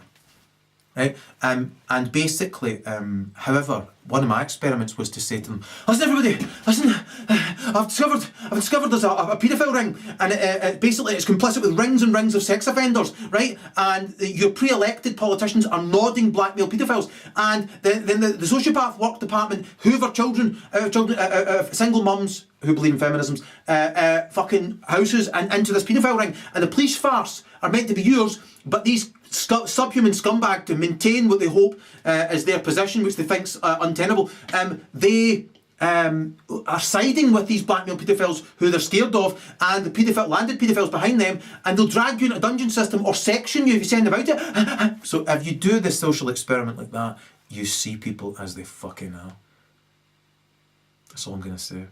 So, in a nutcake, I'm an awful one for my social experiments. Nonetheless, no matter how these Aryans conveyed that information, right? They turned the brunettes turned a blind eye because they were existentially jealous scum. So this was an anti-human culling program, thus breeding more psychopaths. As the obvious conscientious objector is obviously human, they have moral componentry to their brain and self-awareness, right? And they've no jealousy, they're just like human and humane. So they cull the very people they're saying the Germans are, and the Germans go along with it, yet more reason for the Zionist Jews to say, you fucking deserve it. Right? Now, while this is happening, Hitler is obviously peeved at being found out as what he is, right? He's standing in front of people ejaculating, and so he wants to hide the trail that his opposition are obsessed with trying to reveal him with, and so through.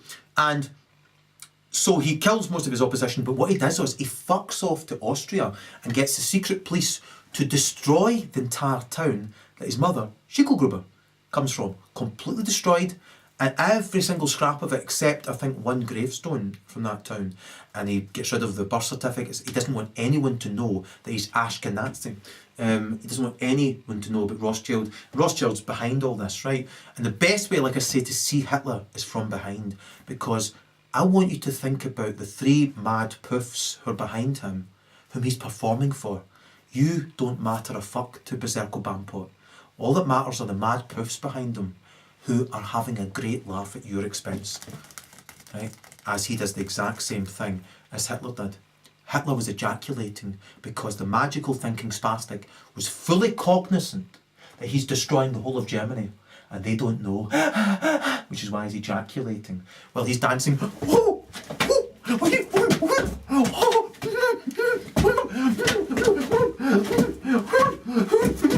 Yeah, it's like some fucking morning show, you know, with there's Mr. Motivator, and the three poofs are behind him going, fuck's sake, this is proof we are masterminds with chicken's brains. This is well proof. Look at him, they don't know he's our wee butt boy. He sticks candles up his arse and that's what we tell him to do. Right? So, Jack Palance, eat your heart out. The point I'm conveying is, if you look at it from those mad poofs' point of view, they're looking at this wee dancing fucktard, and nobody knows he's just a mad poof who's a Chicago bathhouse crack pipe smoking homosexual paedophile. Right? Is Berserko Bampot a paedophile? Hitler was. Right? Berserko Bampot certainly murders children on a regular basis. Right?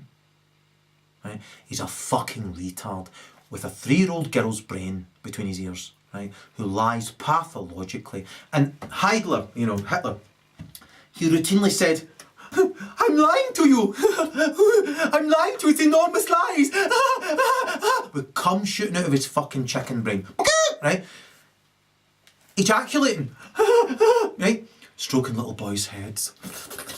Blonde boys while he's sending tall blondes to the gas chambers. They weren't gas chambers, right? It's a lot of shit. They were just shot dead. And the Jews who were taken out, as I've said, were put in concentration camps to then be displaced after the war and plopped right into Canaan, right into Palestine. And they pushed them all out to there, right? Now, not all these motherfuckers were in it by any stretch, right? However, if you go back to the printing press, you get the idea, right? You'll find Jews for hundreds of years, right, have been talking shite using the same pity play. You can go back hundreds of years, find them saying, everybody wants to do the killing of us. Everybody wants to do a killing of us. Right? And they always say, they want to kill 6 million of us. For hundreds of years they've been saying that. Check it out. Hoist by their own petard. Take that, megalomaniacal Jewish spastics. So, here's the thing, right? So, there weren't 6 million Jews in Germany, there was 3. And Hitler said, right, 1.5 million you can get to fuck, right? The other 1.5 million were necessary, because that's all that would fit in, they believed, into Palestine. So this is the Jews' inroad back to getting revenge against old enemies, right? And old wounds and ancient pish prophecies of their satanic so-called paedophile ring, right? And so in a nutcake, right? These Jews are shoved out there. Now, any Jew who died, it was from fucking typhoid. They were being deliberately kept alive and out of fucking harm's way. And only specific buildings were bombed, right? For example, all the big American companies in Germany were not fucking touched. None of them, right? And it was all the American companies who were funding this shite from the start, because who was behind it? The fucking Nazi Jews, right? Behind it. The Kurds and the Pharisees, the anti-fucking Christ, were funding the whole fucking thing, right? So, right? And the fucking Bush family, right? So, amongst all that shite, and Ford and all these crap companies of all run by fucking Jewish scum, right? And like I say, there's some wonderful Jews, blah, blah, blah, blah, blah. But the majority of people who are famed throughout these years are all scum. If you only knew. And so, in a nutcake, so these Germans are obviously planted there, and they get a buy, and they all get rushed out just before the country's going to be fucking totaled. So Hitler's done his quota of wanking. Simultaneously, over here, what you've got right now is Berserko Bampot making up countless thousands of rules, exactly as St. Old Les told me donkeys years ago, right? And showed me this video where it was flashing all these made-up rules, coming out thousands of made-up rules, exactly as Yehoshua of Nazareth had said about these Pharisee spastics, exactly as you get in your credit cards slips getting put through your door constantly as made-up shite, right? This is what their autistic perception of reality, right? They don't exist in reality. They've got no frontal brain function. They're lunatics, right? And lunatics, right? Because behind a lot of these wars, right, except the female brain and the male body, there's also the female who's got the female brain, or conversely the male brain. And they're at it as well. They're horrible scum, right? And they're obsessed with, like I say, projective identification and you deserving it. Pick up the gun. They're obsessed with transference. Any bad feeling they have, they're giving you bad feeling. It makes these lunatics feel better. And lunatics. And then trading places, right? Trading places, right? So you had the Jew at one juncture lording it over the German, then you have the German lording it over the Jew, right? You have the human who's living cheek to jowl, no problem with these motherfuckers, they're being executed, right? And then you have these Jews taken and displaced, right? And the trading places thing, they just love this crap, right? They're imbecile, evil fucking chicken brain garbage, right? So, right, what happens? Hitler acts out as long as he can. He has everyone executed. He has his home fucking town of his grandmother fucking flattened. He doesn't want anybody to know his link to his Ashkenazi Rothschild family grandfather. And basically, the Dresden was carpet bombed. Right? Now you think about all those people seeing themselves in the air as being Aryans who are being led off in cattle trains behind them, not giving a fuck. They got what they deserved. They did get what they fucking deserved. Alright, they were groomed to that extent. But nonetheless, you get what you fucking deserve. In Denal talks, I told two camps of people. One camp of people calmly, what I'll be revealing in my next video, Erol and the police farce arrest 2. And I told another camp in a kind of hammed, panicked way. And in both instances, they couldn't have given a lesser fuck because they were happy. They were They enjoyed this because they'd been jealous of me, no matter how good I'd been to them, no matter how selfless, no matter how much money I'd saved them, no matter how much hard work I'd put into things. It doesn't matter to them. I'd saved countless children's lives, and that's all I was working for. I sacrificed countless things they would never have overlooked. I tried to help them. In many instances, I saved their life, helped their businesses blossom, stayed on the phone for hours with them free of charge. No IT guy drawing breath would have done that back in that time. That was what my company was at the time. So on and so forth. It means fuck all to these animals, right? And so you get what you deserve. And remember, when these incrementally evil motherfuckers see that you turn a blind eye to the Aryan, you're fucking next, you daft cunt. Yeah. So that's what happened. Now you think about Glasgow. Imagine standing in Glasgow, right? And I know where Glasgow is, right? Right? Right? If you're going towards the bars, right, there's a railway bridge on the right hand side, right? And I think there's still a chip shop on the left hand side just before it. In the left angle there, in the 1970s, it was filled with soot. That's Glasgow. Right, everybody's got their wee bit that they think, aye, maybe looking down for a hill in Sauchiehall Street, you know, that's Glasgow. And yeah, in a nutcake, imagine standing there in Glasgow, right, any part of Glasgow you think's Glasgow, right, and when you're standing there, over your head,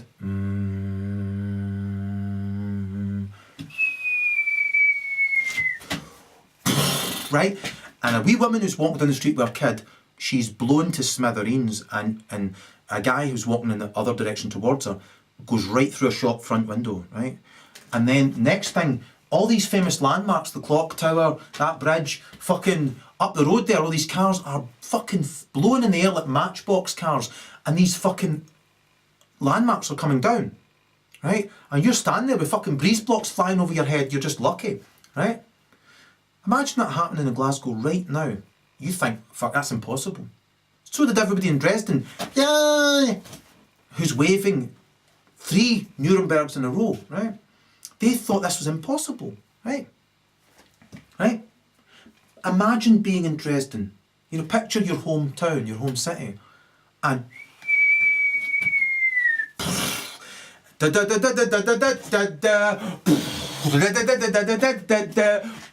right?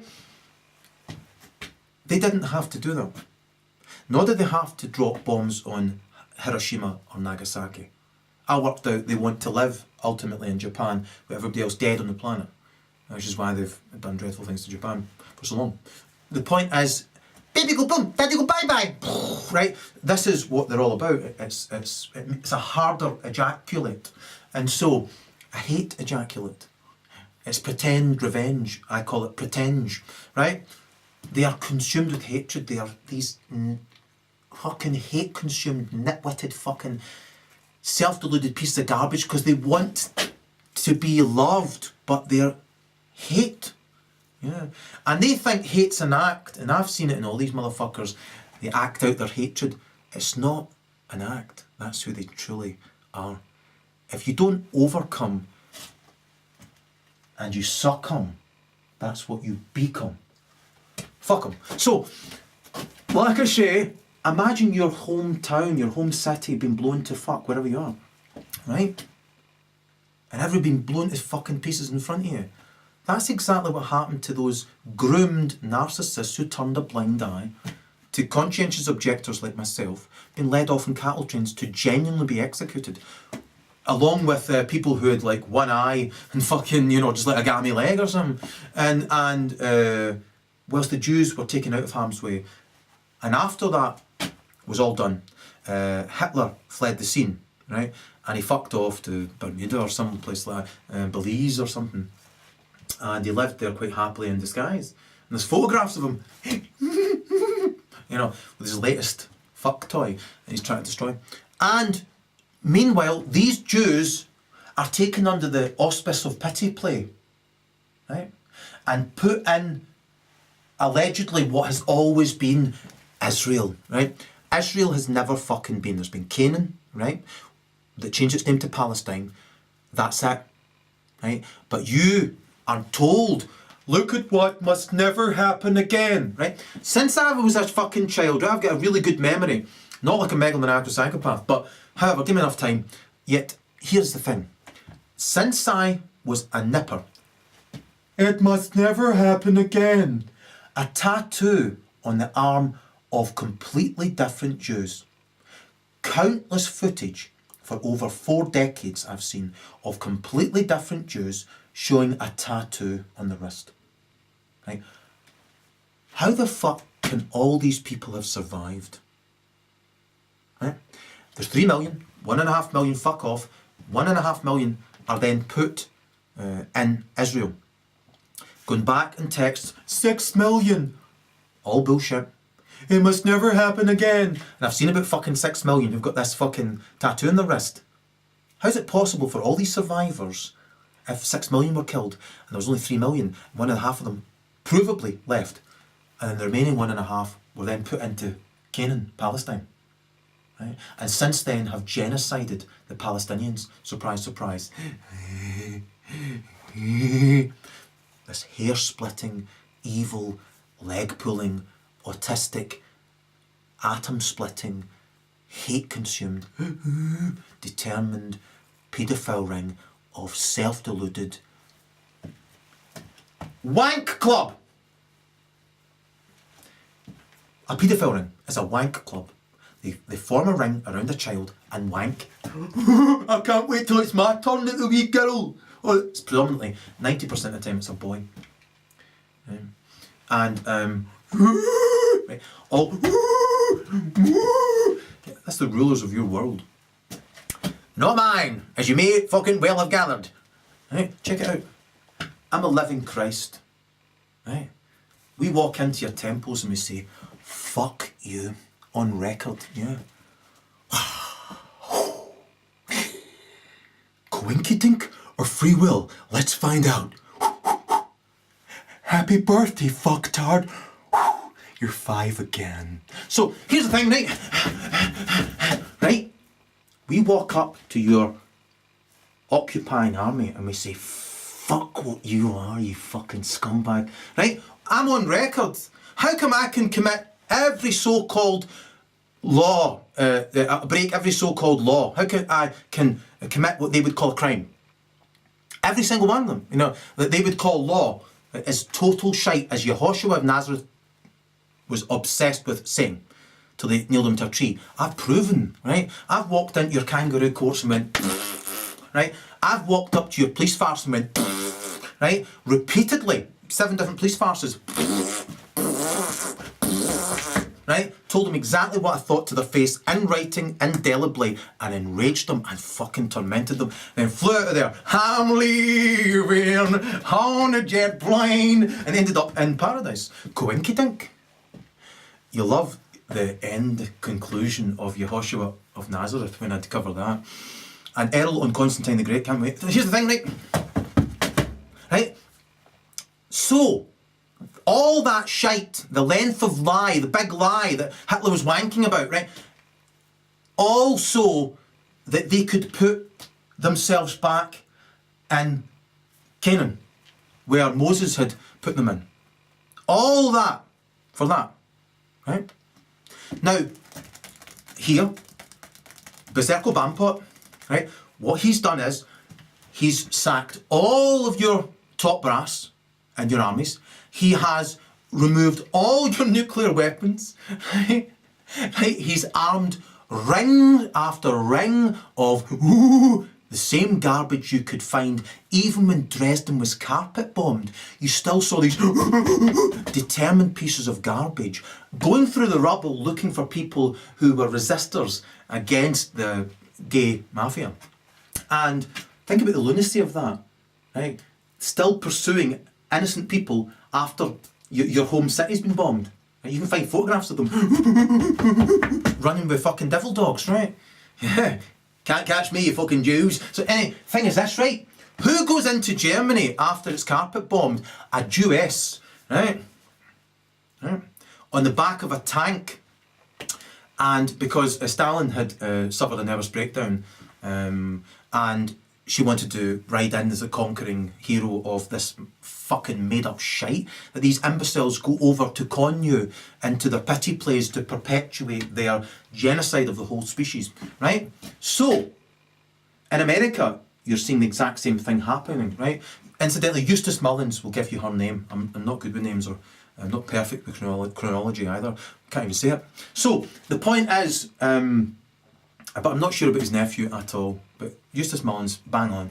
And the conclusion I'm pointing out to you is, she came in then, marauding, and all these wee Germans who'd come from here fucked off back in a hurry, and the remaining Germans who thought they were in it, pursuing their own, right? Who'd rounded up the Aryans, who turned a blind eye to themselves being carpet bombed, are still pursuing innocent people after Dresden's been carpet bombed.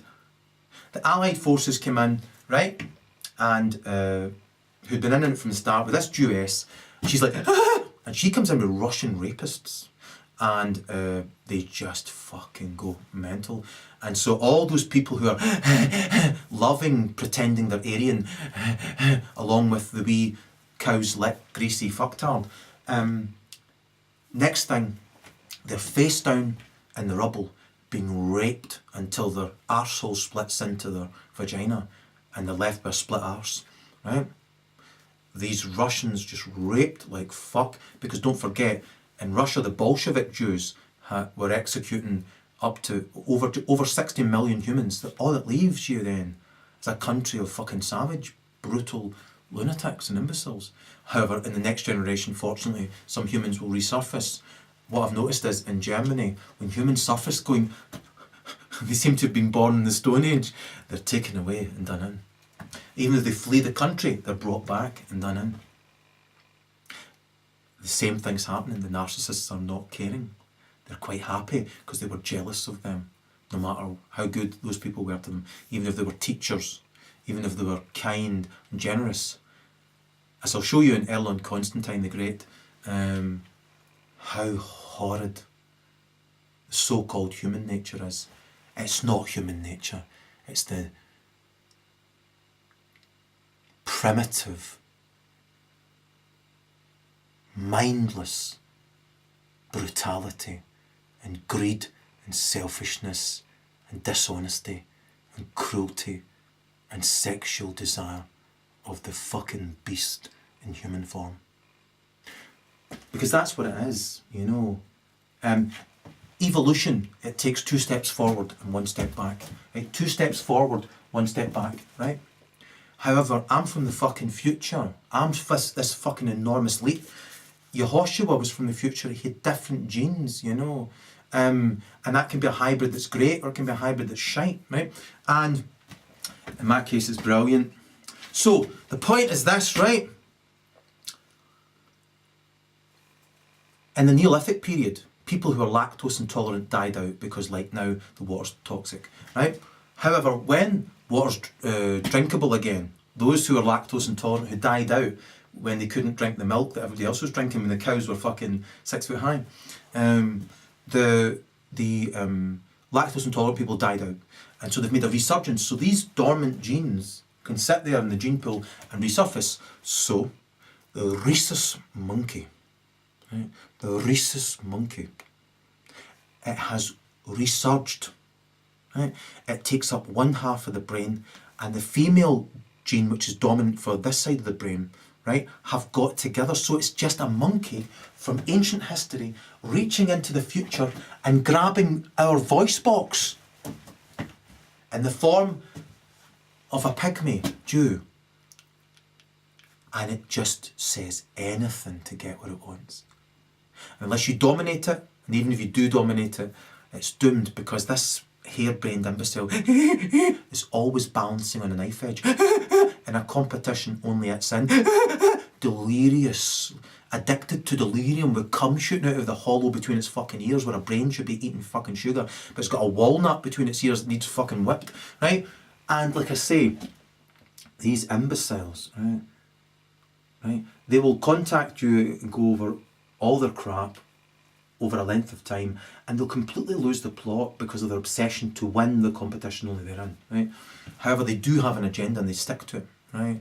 So Although every day they get up is Groundhog Day. They've written down what they want to do, so that reminds them. And it's just the same shit for 1,300 years. They want to kill everybody on this planet, right? And take it over till all that's left is a caravan down by the beach. Yeah? With either a Hebrew who's a Pharisee descendant or a Kurd. You know, at the moment it's looking like the Kurd might win that one. I don't want to sow any division between them, but you know, if you are a Pharisee, I'm quietly confident the Kurds are going to do you in after everybody else is dead. And there is a solution, right? Right? At this moment in time, you can execute Barack Obama, right, and his wife, the Wookiee, and basically, because he's standing in front of you ejaculating. Right? I can read tells. He ejaculates all the fucking time, right? When he's talking to you. I am a speakerweight president machine. And when I'm lying, I speed up. Because I want to get through that bit quickly. Because I haven't developed beyond 3. And I'm a little girl. I'm a little girl and a little bit of a monkey. And that's it. And my wife, she'd like to say something to you right now.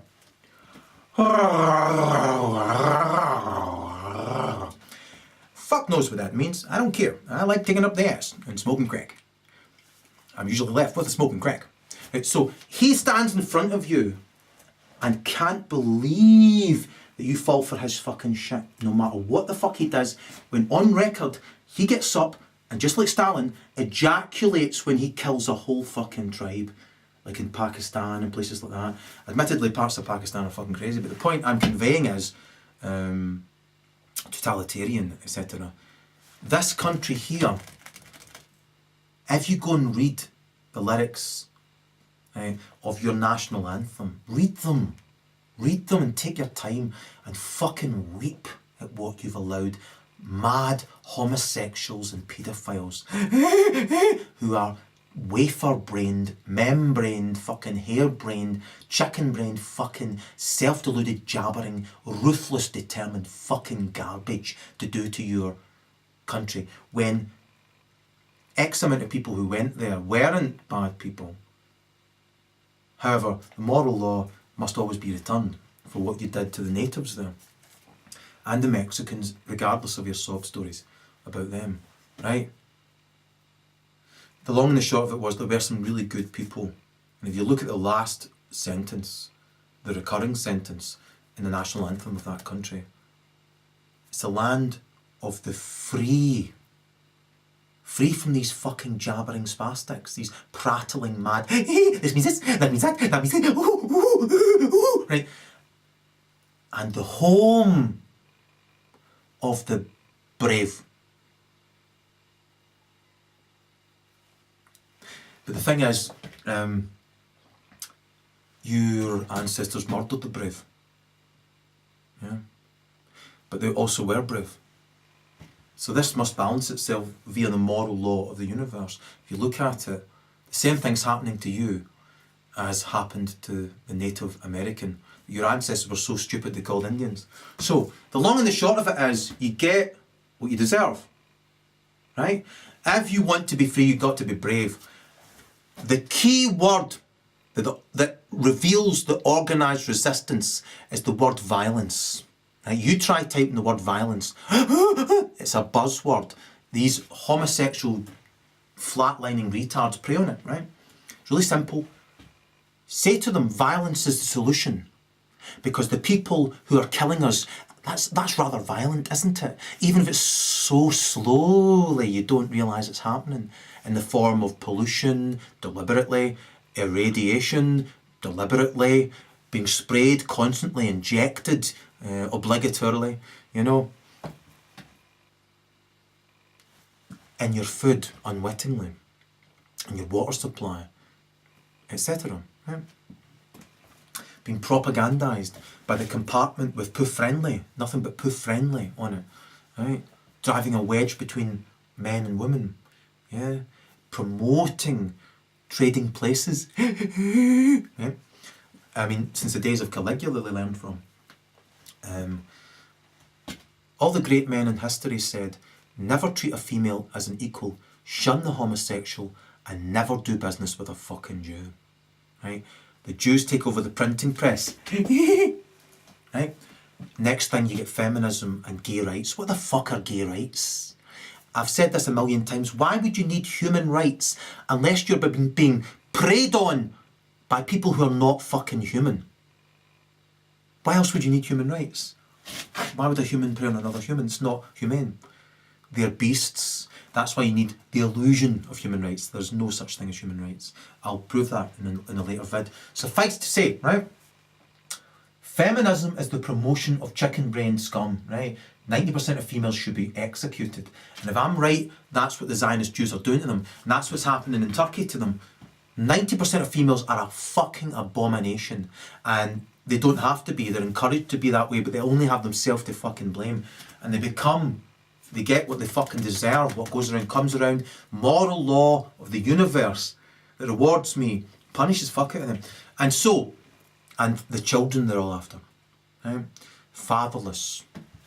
And so, in a nutcake, poofs, Yehoshua of Nazareth said, shun the fucking homosexual. One of the most compassionate men of all fucking time. I'm the most compassionate man of all time, provably. And I'm saying 90% of homosexual males should be exterminated in the West. And 70% of Western females. However, I'm saying that for the heterosexual column as well, because 90% of females and 70% of males are homosexual. They're bisexual, they're superficial sexual perverts who get off on deluding themselves, they're psychological abusers, by pretending they believe what they're saying and hoping for projective identification, transference and trading places. They are fucking lunatics and lunatics. They are horrible, truly hideous, subhuman, low-life, sleazy, scum-sucking vermin, and their act isn't an act. They make a point of their act of evil, however, it's not an act, it's who they truly have become, right? They've become worse than the thing they hate, which is what Zionist Jews rely on, because over 90% of so-called homosexuals kill themselves in their 40s. And females are killing themselves in their fucking droves. And their fatherless children fall in every fucking trap set for them. The family-less man kills himself after building Babylon and handing it to these thankless cunts, yeah?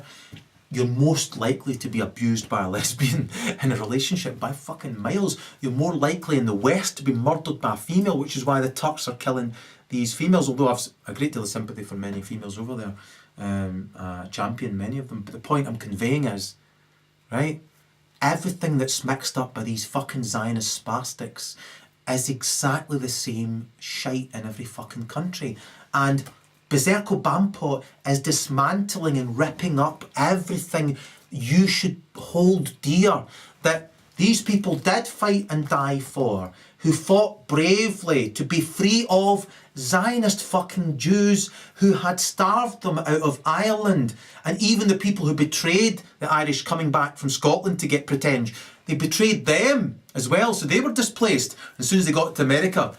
Let's burn ourselves some niggers! Typical Rangers fans. So the thing is, or Sevco fans, right, the long and the short of it is, right, you're doing fuck all about these fucking puffy cunts because you're terrified of being thought of as being a bad person by females who are jabbering cunts and puffs who are as thick as shit who might prey on you and call you a bad name. You know, you're an anti-Semitic old. You know, Poof Friendly might come up and say, that makes you anti-Zionisms. You know, whatever. It makes you an anti-Semitic old. That makes you a homophobe.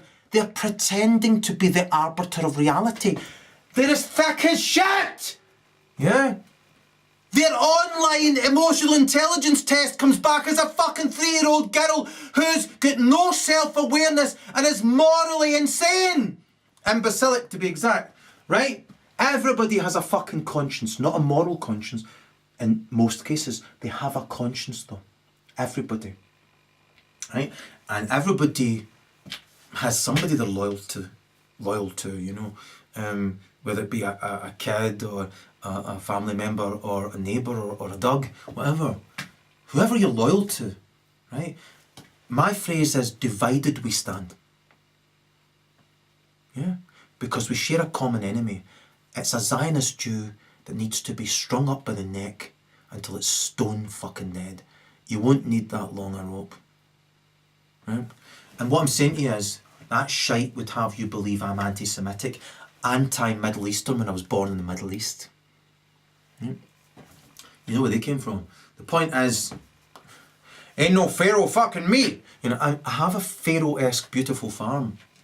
And so, I'm happy where I am, and I want to get further, and I want to continue trying to save even more human beings. The West's fucked, man. Fuck being there. My advice to you is, if you're a provider in this country, it's fucked, guys. It's about to be carpet bombed. Ascend, as I have done, and transcend. Rent out your property and fuck off to Africa. You don't have to come with me. I'd be overjoyed if you don't come with me. You know, if you want to come with me, by all means, give me your recent brain scan and online emotional intelligence test, or sit one with you, fuck. And you actually have to leave that country, at least. Go back to Africa, try and make amends, right? The moral law does exist. You can call it karma, poetic justice, just desserts, whatever the fuck you want to call it. It does exist. I'm living proof of it. I walk through prison bars. I fucking walk up to judges and say, fuck you, you Stalinist prick, right? And on record, and you know, torment whole police farces, rip the fucking piss at them, and take on the lunatics they deliberately release just before a world war. They did it in World War I and World War II, and then bombed the shit out of them as they ran looking for the innocent person they're existentially jealous of. Yeah, because they're defying their pretend authority. Right? So all I'm saying is, you have almost no fucking time left. You have to abandon this place like your ancestors did. They left Ireland, they left Scotland, they left Germany, wherever it was they were being hard done by, to go here to be free of all that fucking shite. But they were evil, many of your ancestors. Perhaps not yours. If not, then fucking leave this place as your ancestors did. Leave evil behind.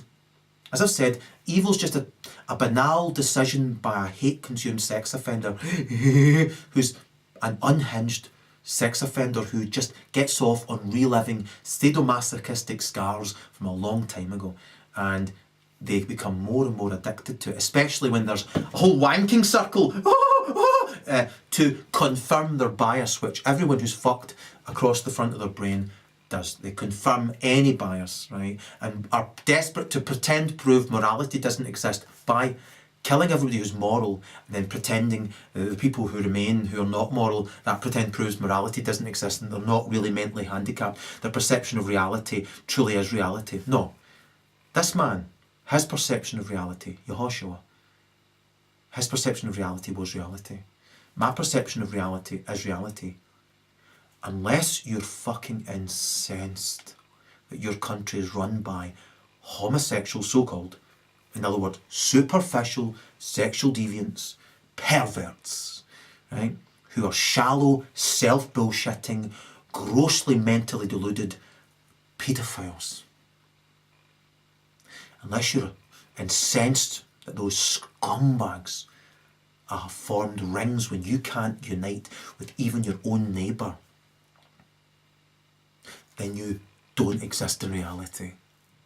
They're right about you, and you fucking deserve to be exterminated. Right? Look what I'm doing. I've risked my life many times. I've risked my freedom, my livelihood. It's easy. Just overcome. I've got to do everything on insane mode, you know. I've got to do everything in a really, really tough way. Otherwise, you know, it's tough to even get motivated, you know. But fuck all those people. Your country's being destroyed if you come from USA. Read the lyrics of your national anthem, right? Get it done, right? Get two choices. One, you can try and kill these fucking Jews, or you can get to fuck. There's no way you're going to convince feminists and poofs to give up their right to be squawking spastics towards innocent good men, trying to cause them PTSD because they're incontinent scum. Right? So, if you're a provider, these are fucking parasites. They've taken away your industry, replaced it with service industry, lowered the bar so females think they're superior, when every great mind in history has said, never treat them as equals. Fact.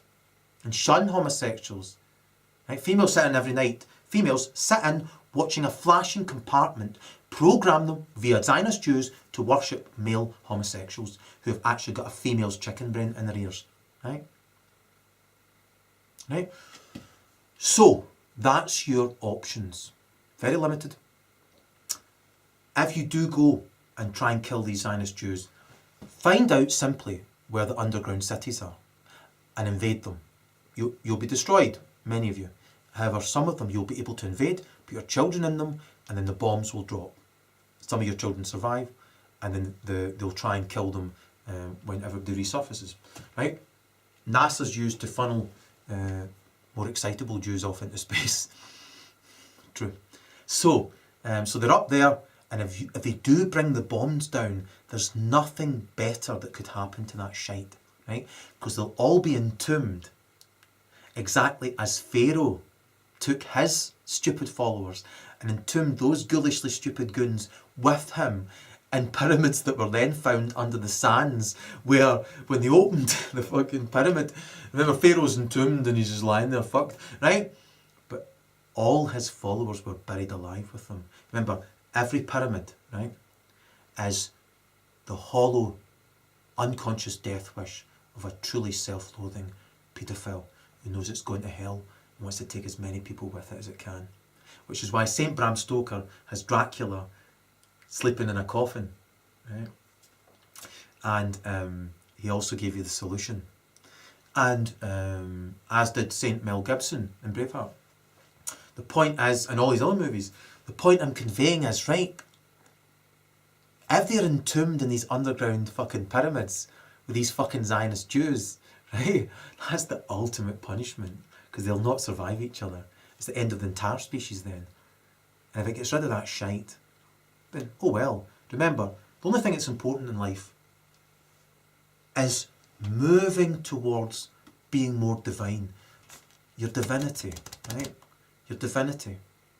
Right? Those who want to be truly free are. You know, it's all in the mind. And that's what these Zionist Jews are obsessed with on record, going back hundreds of years. Mind control. It titillates 3-year-old girls to manipulate and to abuse, because the subhuman vermin, if they're grossly mentally handicapped and crossed with a monkey, it ameliorates against the humiliation they feel about having been born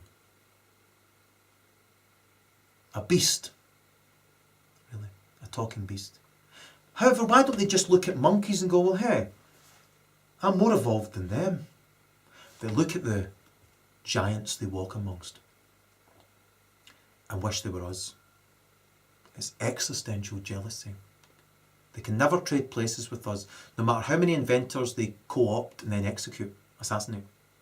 When they reduce the machine to being able to be worked by 2 buttons by a wanking monkey, no machine can ever turn shite into gold.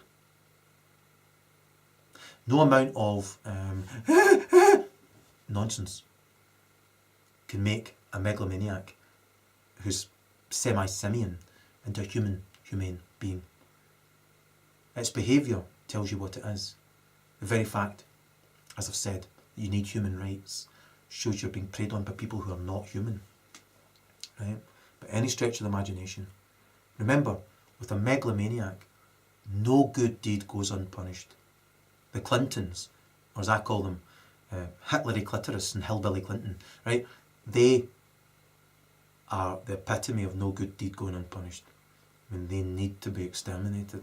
However, have you the time of day to execute all these people who are essentially unevolved, or rather devolved, inbred, savages, barbarians, Jippo scum, paedophiles, monkey people talking bonobos, rhesus monkeys crossed with mentally handicapped 3-year-old girls? Do you have the time of day to do all that? If you're the provider, take yourself away from these evil parasites. Yeah? And start in AfMErica. Right? Put the me in Africa. Right? Get your arse over there. Right? Rent out your property. Well, you still can. I have a free electricity invention. You can get it in Erol on Narcissism. And my advice is to do what NASA are doing exclusively with Jews. Get your arse off the planet. Or get your kids under the earth. In their fucking hollow temples. You're either a human man or woman. Well, you're not. If you're human, you must be humane. God is watching you. Right? Everything's returned and it's eternal. If I do this, right, I did that for eternity. That can't be undone. That's what I did, you know. I really wanted to do that, you know. But the point is, it's done for eternity. Everything you do is eternal. There's no example of nothing anywhere. What is has always been. Unfortunately, lunatics think that energy can trade places with you and that's kind of shite. They are exhaustingly boring. You know, if you're with a megalomaniac, it's just like tedium only speeded up. You know, so the point I'm conveying is, you need to think this through, and I've helped you a great deal. You've never helped me, and you would turn a blind eye to yet another Christ being crucified, assassinated by jabbering Jews who have terrified you into being thought of as being a bad man or a bad woman by these genocidal fucking bags of dirt who need to be exterminated. And like I say, they'll rush into their underground rat holes. So my advice is to get away. You're the provider, they're the parasite.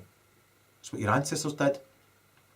So for the love of God, yeah, try and make good in Africa, AfMErica, and then you can get off the planet, and I'll tell you, if you do that, you'll be with me in heaven.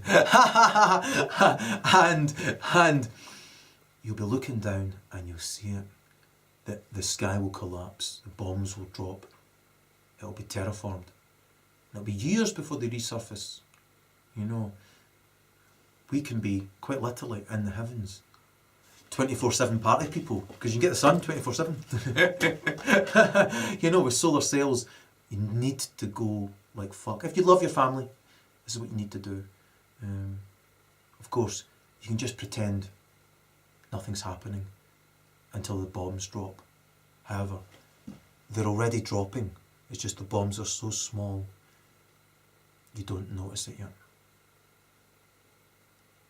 Look up nanobacteria and aluminium nanoparticles. They're eating your brain right now. Enjoy. Incidentally, before I pop my clogs, basically before I skedaddle to continue finishing my first album with my second album, because I record 4 albums with every album, which are available on Amazon. You know, incidentally, you know, I like to raise money for starving darkies. Anybody who's interested in the ongoing ridiculous saga, which is now at an end, of the particular megalomaniacal psychopath who helped me as well as tried her best to adversely affect me, shall we say. It was a female serial killer whom I gleaned a lot from over the years. Essentially, she's been banished to the ice and tundra of her subsistence. And I did my best to try and help her for my usual overarching range of moral aims, because Scotland, as I call it, Denal Talks, has a police farce, right? And that police farce, obviously, is just a occupying force of retards, you know, people of limited intelligence controlling everybody, and that scum are yours. There should be no disconnect. You can flatten them, replace them with yourself. However, the country is run by Masonic paedophiles. Your council hoovers cash out of you and gives it to greedy, mentally handicapped local paedophiles. It's just paedophile ring after paedophile ring of Masonic scum. So you're better off leaving that country, right? And she was complicit with them, and to cut long story short, I learned a great deal from her. Although it's like she was the person doing the bad things and then teaching me about the bad things, you know. I couldn't magnify that far down. And so I'll cover all that in the next video. But suffice to say, anybody who's been watching it, I gave her a chance to come correct, and she chose not to repeatedly. And I cut her off at the pass before, during and after, man, and just every single time it was just like dealing with a fucking monkey or a Zionist Jew.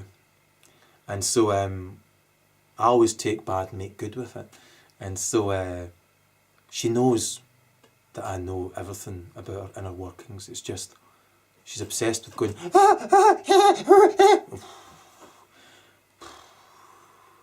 and behind it all, strangely enough, even though she tries to be ostensibly evil, which, you know, it's like if she took one of her socks off, you know, she took off a hobnail boot and dipped the sock in milk and threw it at a moon in Jupiter, around Jupiter, you know, should I choose to react to that? You know, she is completely self-deluded, and she pretends she believes what isn't happening. She pretends she believes and then hopes that should con you. It's like, what the fuck? She wants somebody who can compete with her, just like exactly like a Zionist Jew. She wants to surrender to them like Hitler to his gay mafia. And she wants to... She knows what she wants. The point is, I know what she fucking needs. And so she's been banished. And Erolowers have banished her as well and blocked her. And I think she still keeps contacting them. But no one's giving a fuck. You know, it doesn't mean it. It's like, if she sent me 16,000 pages and I read every one, fucking bothered. You know, it doesn't... It's... in person, I foiled her. And she fucked off on her broomstick with her bare arse firing out fucking orange pubes. And she flew past the moon, shouting obscenities over her bare arse. And I could really destroy her. But I just, you know, it's just like a 3-year-old nutcake, you know. And but she is evil. And once again, as I've said, it's a banal choice by a sadomasochistic, looping, self-deluded scumbag. But the point I'm conveying is, she once was a wee 3-year-old girl. It's no excuse, but I saw that in her, you know, and that's why I wanted to try and help her, because she tried to help me. She went against her grain while she was the one committing the crimes, and I wanted to go against my grain, because it's not my place to forgive, it's God's place to forgive, you know. And she's been contacting me covertly for fucking years, and I thought, maybe, you know, you know, she has begged for mercy and things like that. And I thought, you know, is it just like, you know, years and years of pity play, just so she can then like enter into a conversation and say, ha ha ha, your boots don't match your chin, you know, just exactly like in Erol on Narcissism, where I portray these two tramps who are the embodiment of several people, including her. And no matter what you say, she'll still just go on pretending and hoping. Pretending she believes what she's saying and hoping you choose to trigger your own amygdala, exactly like Hitler. So it was well worth studying her, because I got to see, I said it at the time, what it would be like to actually sit with a dictator like Stalin, you know. And now she's just a dick left with a tater. And no one's interested in her potato paintings anymore. Really, she was really helpful, but her magical thinking, she actually starts to believe it. So if she wants genuine sympathy, she can then say, oh, I meant that as a lure, and she can contradict herself and delude herself. And I'm just like, the mirror reflecting her and saying, I'm sticking to what I always get, you know. If I say I want something, it's in the time frame I want it. And if I'm reduced to using the person and then launching them, that's what happens. So, that's it. And so I thought to myself, perhaps she does want a reward, and, you know, perhaps she can offer a fair deal. But, you know, she kept fucking about and appearing in 2D. She did drop some good hints about bits and bobs, you know. But it's half a story, you know, and then a rotten egg, you know. And it misses me every time. And it's just banal evil in 2D. It's like, what? You know, get over yourself, man. Your shit's garbage. No matter what you say, it doesn't matter. You might as well go. So all I'm pointing out is, at the end of it all, you know, I said this before, behind it all, there is a wee 3-year-old girl, and I think she did want to have a friendship with me, and secretly idealised a romantic relationship with me. But I think what sums her up is, she forgot I read the tells. She forgets that all the time. And I remember her telling me, with a tell, that her tubes were tied. And I think she's got HIV. And so what she wanted to do was lure me into calling her out to my farm, and then lure me into having a child with her, even though her tubes are tied. And then a few weeks into it saying, my tubes are tied and I've got HIV. It's like dating a Jew. So I think that's what was behind it. However, like I say, behind all that, she is a wee 3-year-old girl. She's evil. Her sob story's absolute fucking shite, right? Nobody's sob story should be anything other than something you overcome and then want to help other people. But shite like that can make an egg cress salad for their cat, and that's them, it's all been squared away, which is why Zionist Jews promote feminism and homosexuality, right? There's no such thing as homosexuality. Just somebody who at 3 decided they were perfect and then confirmed their bias.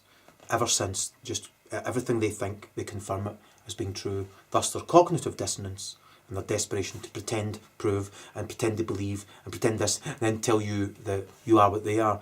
And it's always practiced crap. You know, it's prepared in advance. You know, just like the preparation H. And the what the fuck moment is always the same, where at the end of it, man, they actually pretend that it's went the way they're pretending it went. As though, like, your perception of reality is under their control. It's a crazy violin, that one. And so, all I'm pointing out is that, man, our fucking shit's garbage, you know? And so, I gave it my best go because, like I say, you've got a police farce. And I did think, if she has been contacting for any good reason, and I just kept it straight, publicised everything she was saying and doing, publicised everything I was saying and doing, kept on the straight and narrow, cut her off at the pass every single time. She was foiled by Erol more than me. And she fucking, according to Baz, right, she sent him fucking X amount of shit. Recently, you know. And Cheryl said she fucking hammered her. And I said, I don't know anything about this one, but this is meant to be a relatively recent one. Nobody gives a fuck, you know, it's shit. She wants to pretend and appear in 2D and self-defence, but behind which is evil, but behind which is her true self. It's just utter magical thinking crap. Anyway, so Cheryl said that she'd appeared as a homosexual male in support of paedophilia. She is a paedophile. And a serial killer, blackmailer, every crime you can think of, believe you me. I'll cover it in another vid. But the point is, Cheryl said she blocked her after hammering her because her shit was garbage, it was transparent, if it was her. And then Baz took over. And so I was talking to Baz the other day, and I said to him, I think it was the same kind of usual, like a semi-literate, half a paragraph of, you can't see me, don't look around the room, you know. And he said, no, it was chapter and verse.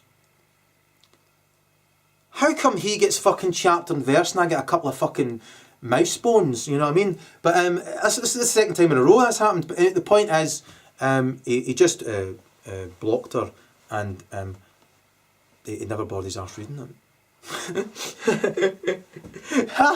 See, he's going to hang out with the satin red, and it would have just been, ha ha ha, your chin doesn't match your hair, your eyes are the same colour as your mum's bumhole. You know, it's just shite, you know. Ha ha ha ha ha. You know, like, you're in your 90s and still playing the violin, you know.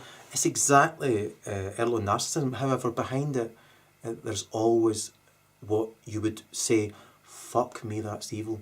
And I would say trading places is really particularly evil, because their perception they can trade places is what every homosexual I've ever studied so-called homosexual, who are really superficial, completely self-deluded. They have a high IQ, but they've got, you know, no emotional intelligence or self-awareness. They're genuinely remarkably retarded. They're attention whores and things like that, and they're they're hideously ugly people, man. Truly hideously ugly people, and I would exterminate them.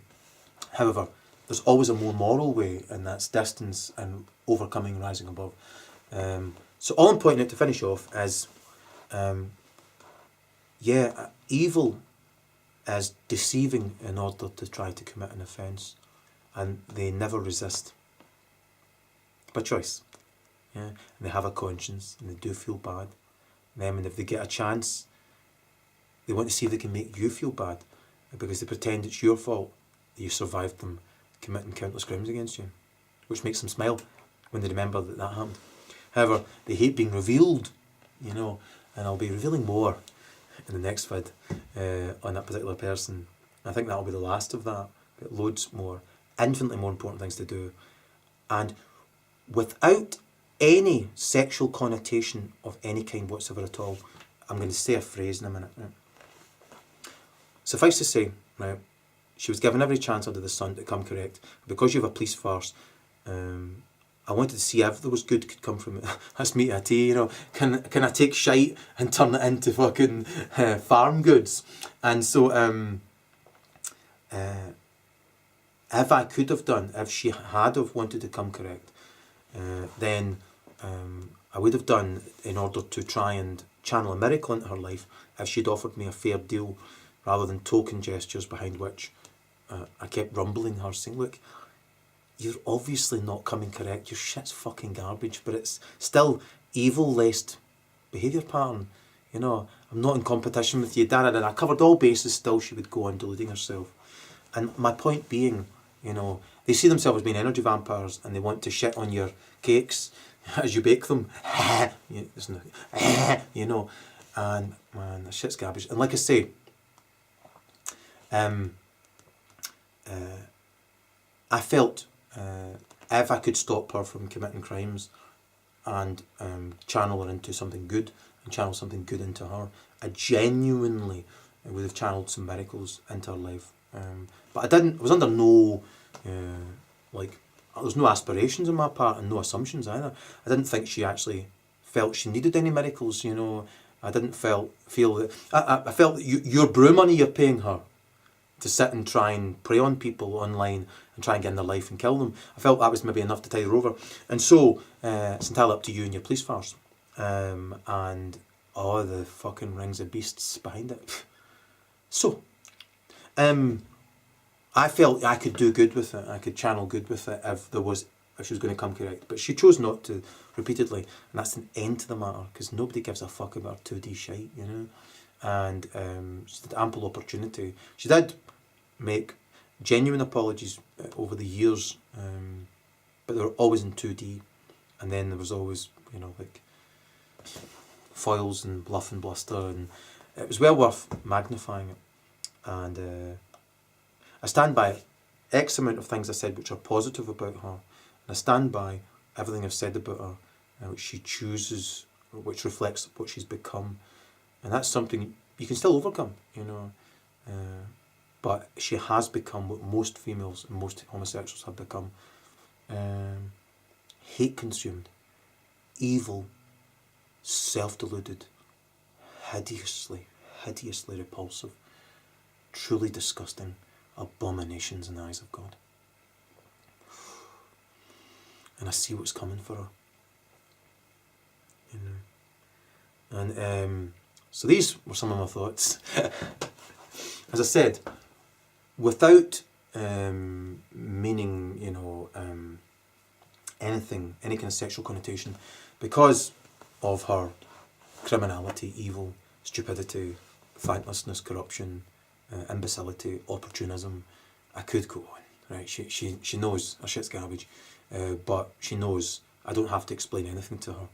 And even if you try and cut her off at the pass, even describing to her that her shit's garbage, these imbeciles, what has he not said?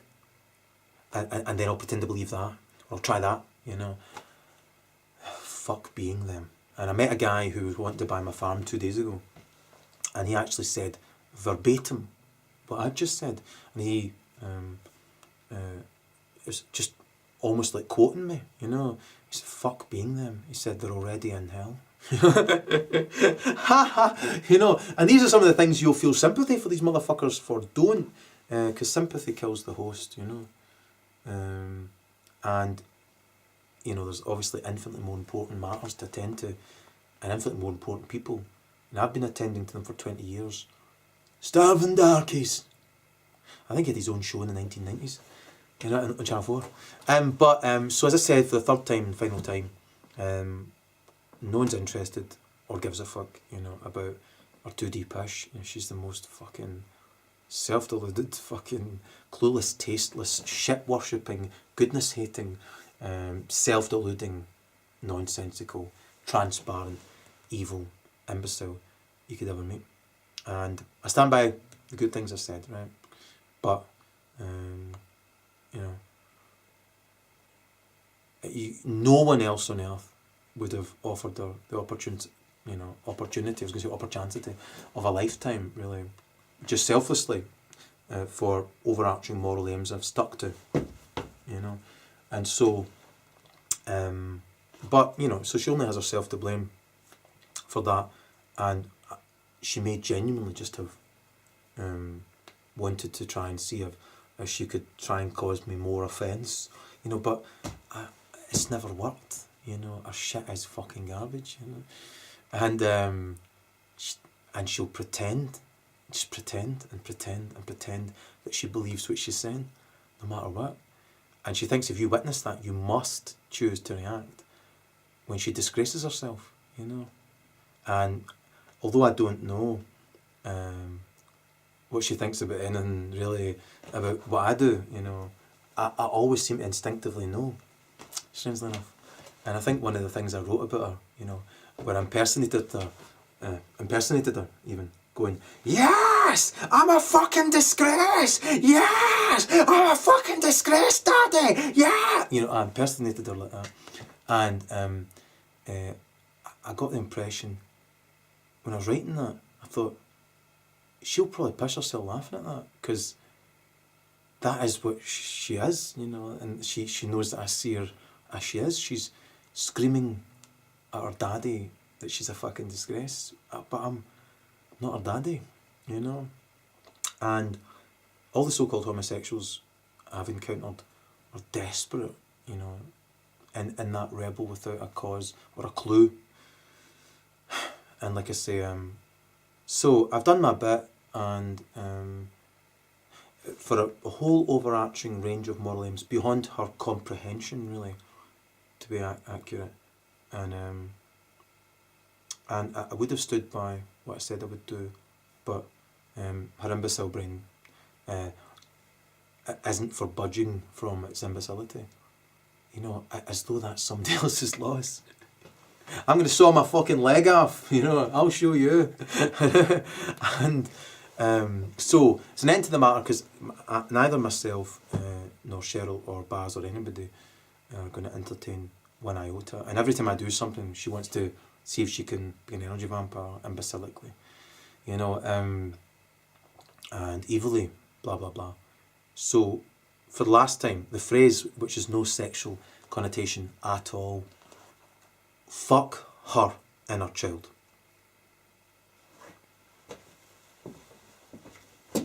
Where's the door going?